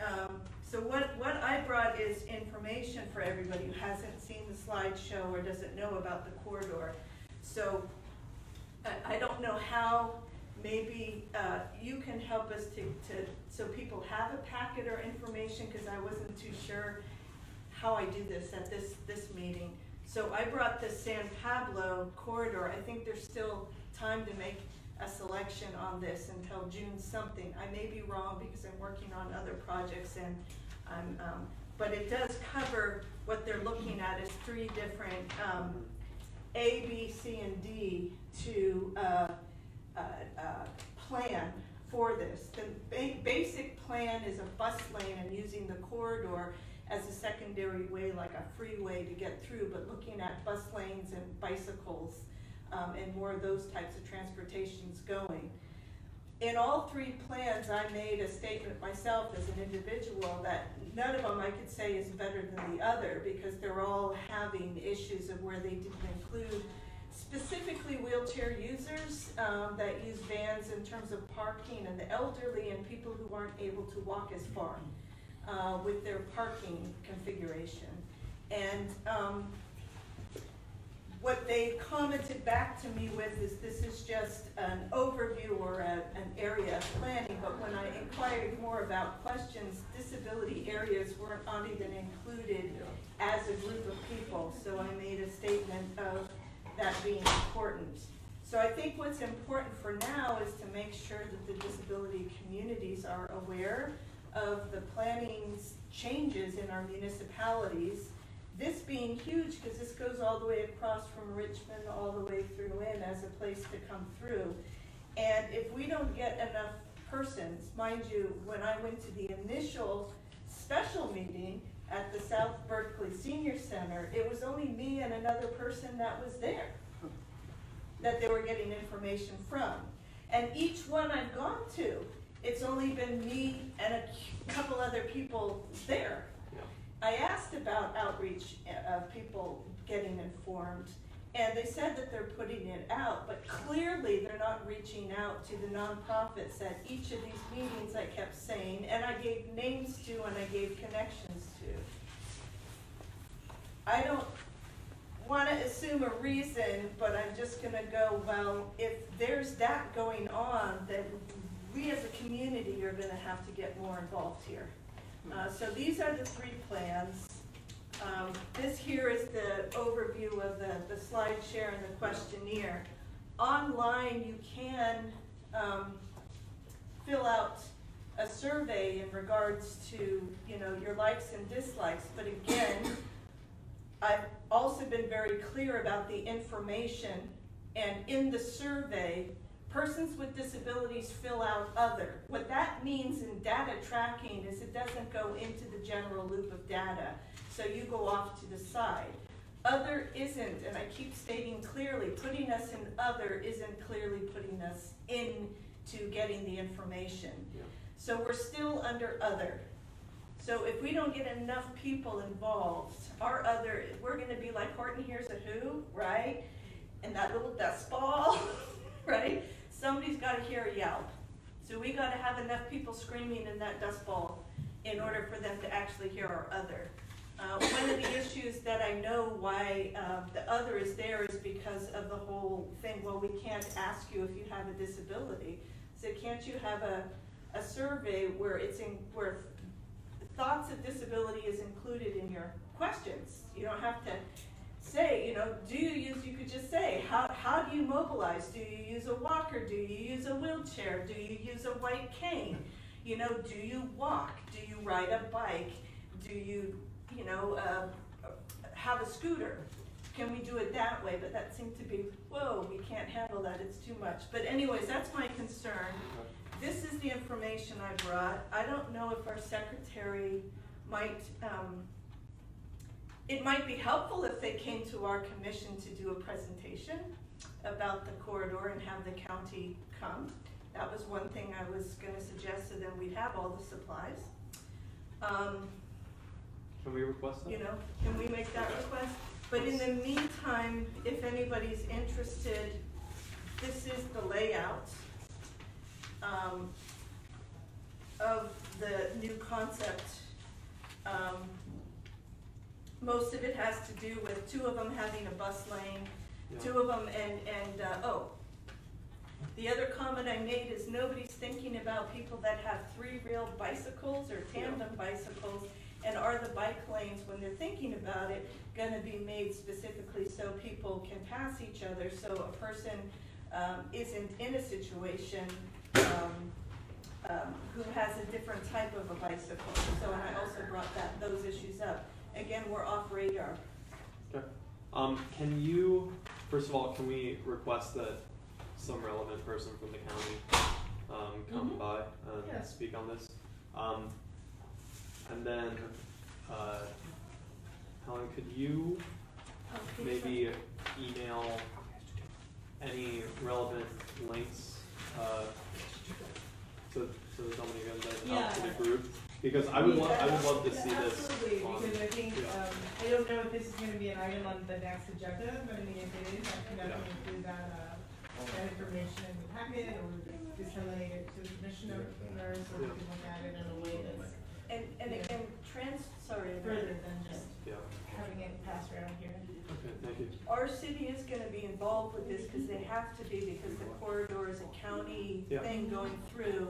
And so what I also want to suggest is just be aware that we may have to make a concern to the city council at some point. I'm not gonna say that now, because I don't even know what the community's thoughts are in terms of this. Or what I'm noticing is the people that, when I ask, who did you do outreach for? I'm just gonna say, those organizations are not there who have been outreached to from our community. Okay. So that only gives me two things to say, and neither of them are good for me. But I'm gonna say, every meeting I've went to, I'm still waiting for those organizations, because I know who those people are, and they are not sitting across from me. Well, yes, if you, would you be able to also, anytime there's an event, a meeting, or if there's a good centralized place for us to find the calendar stuff, just email that out. What I did do for, and I don't know if I'm jumping it, but I went to the Council on Aging. Yeah. And what I found, which might be helpful for all of us to have, that they have different meetings, the times and the meeting dates and the where. So I'm gonna suggest that we template this. Cool. And we give this to each of us here. And this was, the Council on Aging was great that they did this, so I asked them if we could use this. So it has all the commission meetings, disaster and future safety meeting by fire safety, which is Wednesdays at 7 p.m., which would be great to go to, with some of the issues we were talking about. We got transportation, so I'm wondering if maybe we could take this and make a list and send it out to all the commissioners here on this, so that they have that information. And that's, That might be off of the website, yes? It's Yeah. easier to find, but the website, as far as the website which I brought up, it's not accessible. And on a bad vision day, wish me luck finding it, I cannot even with voiceover, because it skips all over the place. So it'd be good for us to just have it, put it up on your refrigerator, find a meeting, grab some coffee, get some cake, and go sit down and have a good time. okay. Yeah. It sounds like another piece of this, which, yes, it's very important, I think, to our commission, is to include the consideration that under Title II, states and local governments Yeah. are required to provide accessible programs and services. Yeah. Wonderful. And that's certainly, in terms of relating this to our commission, because, we're not necessarily responsible for any other parts of the corridor besides, although we care about it, besides the part that's in the city of Berkeley. But it's certainly relevant to us if there's action, planning and action being taken by our city, which also the local government, that is directly not in compliance with the ADA. Yeah. And I think we are concerned with the well-being of Berkeley residents and visitors with disabilities, and Berkeley residents take regional transit. So, Visitors. and visitors, so this is something. Thank you.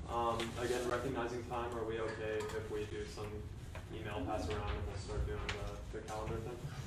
I'm fine, I just hope people understand that I'm running around physically to a lot of meetings in all municipalities, and I wish your consideration on that, because I'm running around, so finding the time to actually sit and do a lot of stuff, sometimes it helps me, somebody taps in and says, hey Helen, can you do this?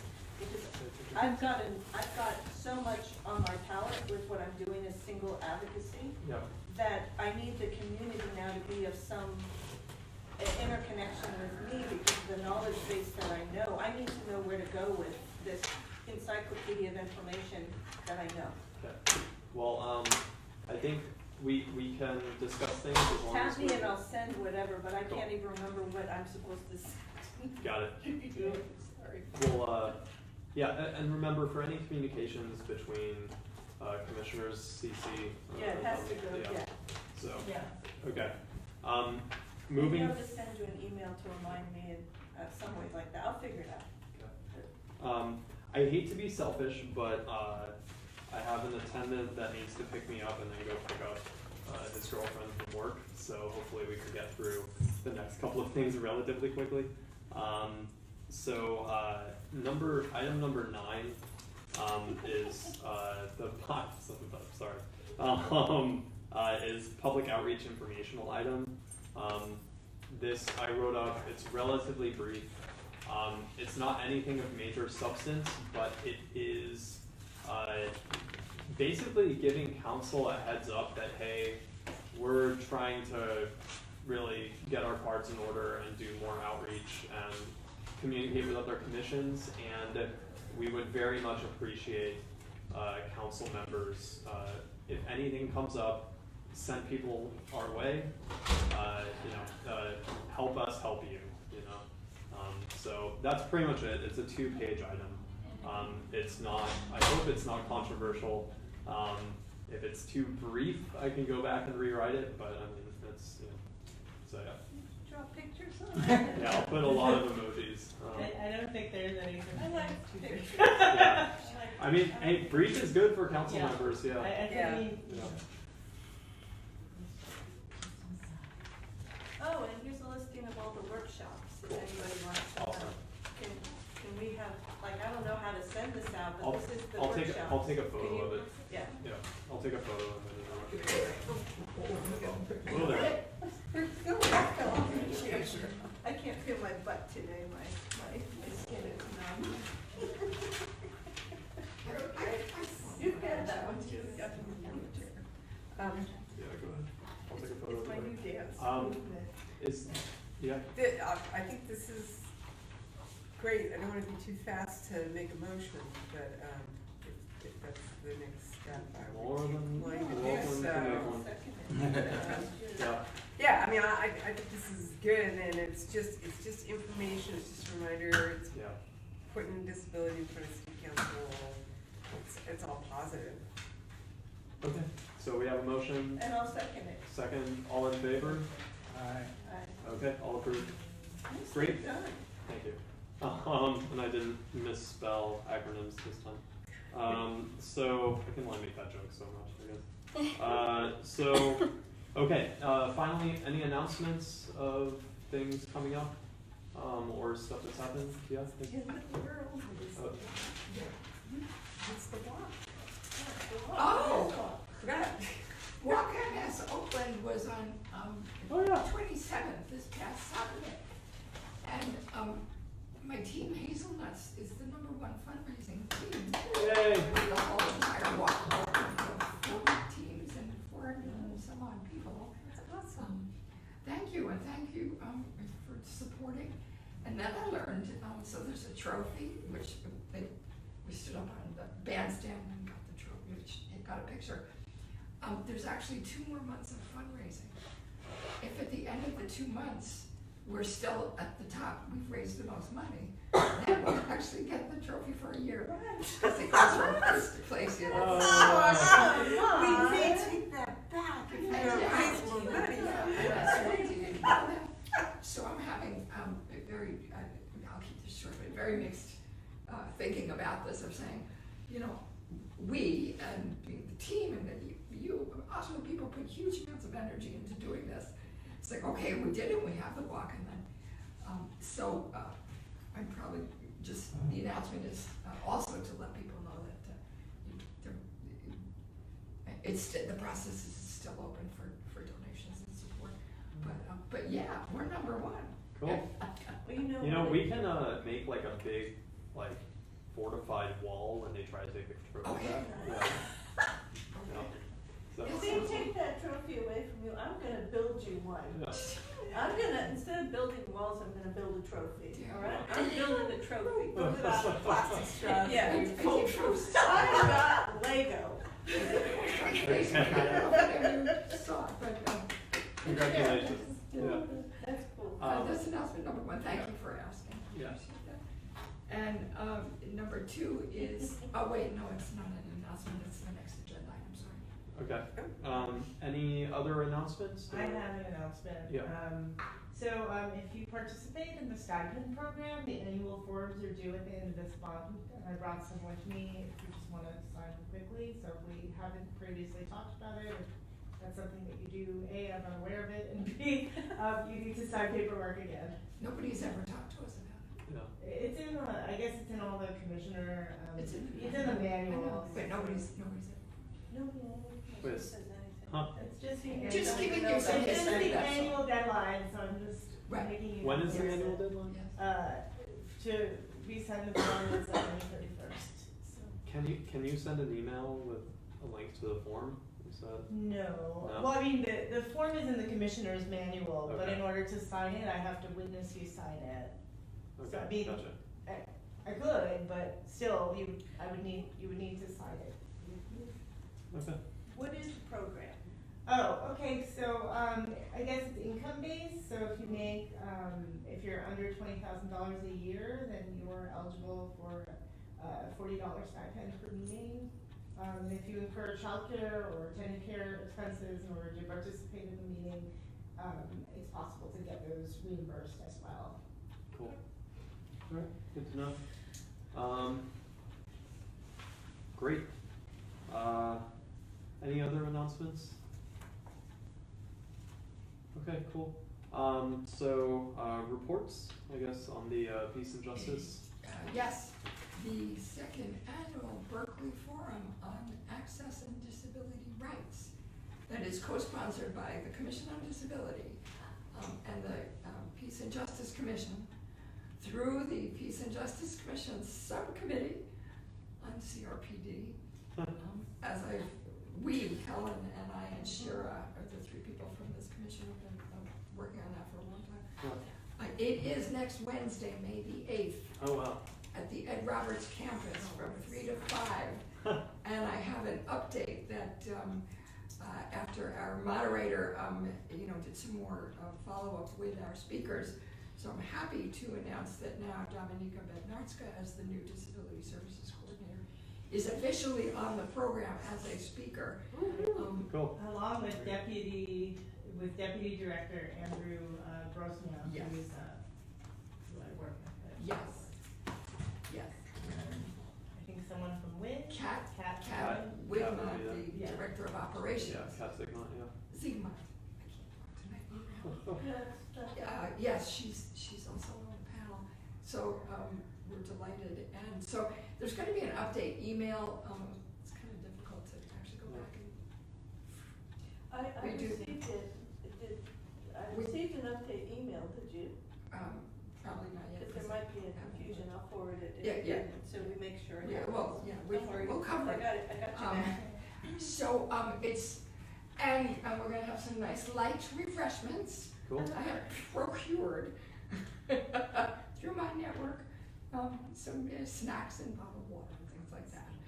And the major focus is on interactive discussion, interaction between panelists and audience, between audience and audience. So there's going to be a lot of time for that. There's the speaker presentations, and there's going to be, I'm going to say. Yeah, actually, sorry, I Did don't we mean to change interrupt, but when we met with Rita, we kind of changed it, so it's gonna be more like a question and kind of answer conversation thing, and then also opened up to the audience for Q&A. So it's not gonna be like formal presentations for the three of us, at least the last time we met, that's what we discussed, but more, Q&A between us and Rita. More community forum and, yeah, sort of thing. Right. Okay. So, Cool. I I just scheduled a 4 p.m. meeting for Wednesday, but I'll try to reschedule that. Because I didn't have this on my calendar for some reason. So as I failed. said the last few days in a row, we are the co-sponsor, and I think it's incumbent upon us to demonstrate visibly and send the message to the community that, yeah, this is important, and we're part of the community, and I hope to see everybody there.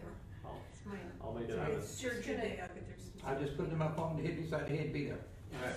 Can I tap in using this opportunity, because you see a camera in the room to outreach, this is on the Convention on the Rights of Disabilities, but we're bringing a local perspective to it in Berkeley. So things like city planning, smart cities, kiosks, plugins for wheelchairs, emergency preparedness.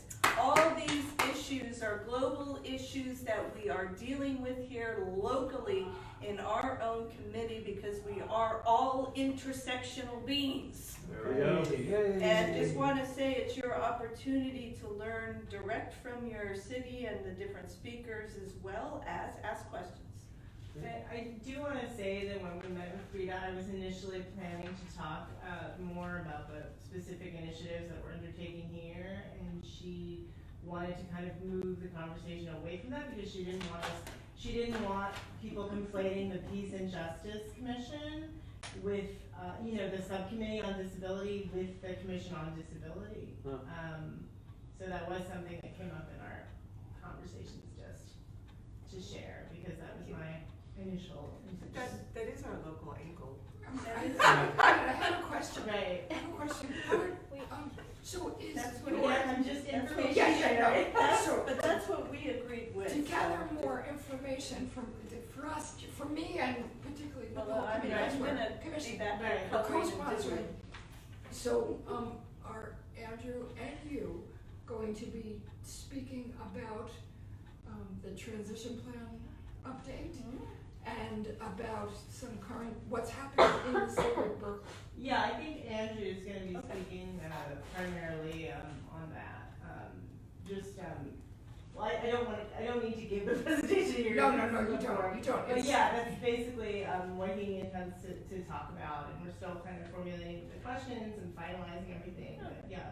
Oh, so Rita is formulating and finalizing Well, questions actually- with you three. I guess actually really Andrew and I are formulating, finalizing questions and sharing them with you. Based on the so- format that you and Rita worked out with for all Yeah, the it's speakers. basically she's gonna ask us questions and we're gonna respond, as opposed to us giving formal presentations. I think that's great. I mean, yeah. Yeah, as long- I'm And then of excited. course there'll be, time for public, Yeah. for participant questions. I always love it when somebody has like something to, instead of just having it all be questions and answers, because if they have some sort of little framing of what they're, a little bit more than that, not that you have to have a big presentation, but it's nice to have a little content too. Bring the roots band with me from Emmy, gotta get involved. Gotta get involved. And I'll just keep singing that, gotta get involved, I'll ask the roots to come.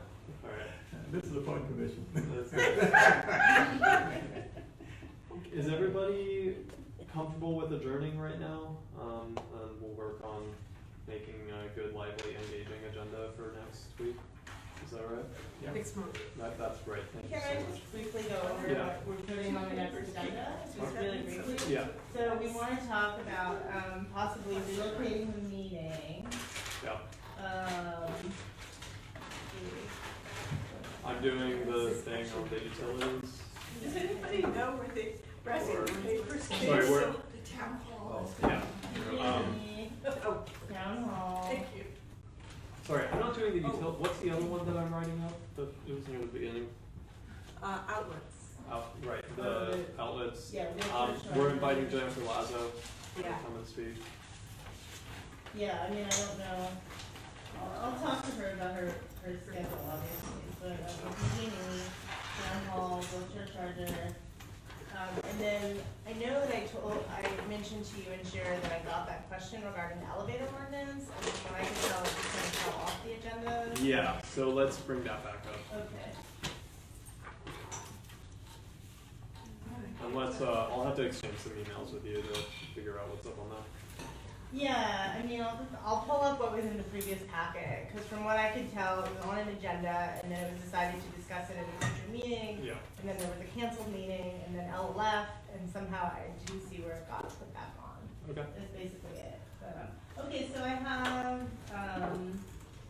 relocating Pg&e, town hall, the wheelchair charger issue, and elevator ordinance. Great. Yeah.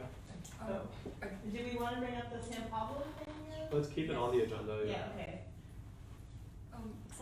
Yeah, I do want to note that at some point in the next few months, I'd like us to bring back the service animal. Yeah. Well, policy. I Okay. Sometimes So would you like that the next meeting? Did we get Vision Zero, because I'm in it. Yeah. Vision Zero. That's Okay. Am I gonna be sent next meeting to speak? Next I meeting? would, and when you go over. So I can be from the commission next time I go? I think that's okay. Or- Sorry, wait till next meeting, Well, I mean, then I'll just put it on there if we don't get, we're like, Because we have the item, I wrote the item. right, I mean, it's, and yeah, and if there's anything you want me to circulate, please just get it to me, like, as soon as I have the one. meeting minutes are due, like, within 2 weeks of the meeting, so I kinda wanna turn around the minutes and Yeah. I need. try to turn around the minutes and the agenda within that time frame, but if there's something you want me to add, just kind of let me know. Could so I you can expect resend it. it? I can resend it to you, but it went out with the agenda that it was first on.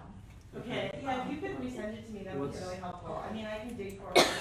If you just have it readily, that would be really useful. I gotta add two things. Yeah. Okay. I wanna make sure that we do an election, because I would like to go as a representative to the Commission on Aging from this commission, because I would like to, I'm already going, so I'm just letting you all know. Right. If you decide to choose me to sort of have more, and they could use our help, and they want our help. And then Uh-huh. the Berkeley Vision Zero, I'm already on as an individual Right. advocate, so. Well, and I think we Please let confirmed me you as part of our present. action.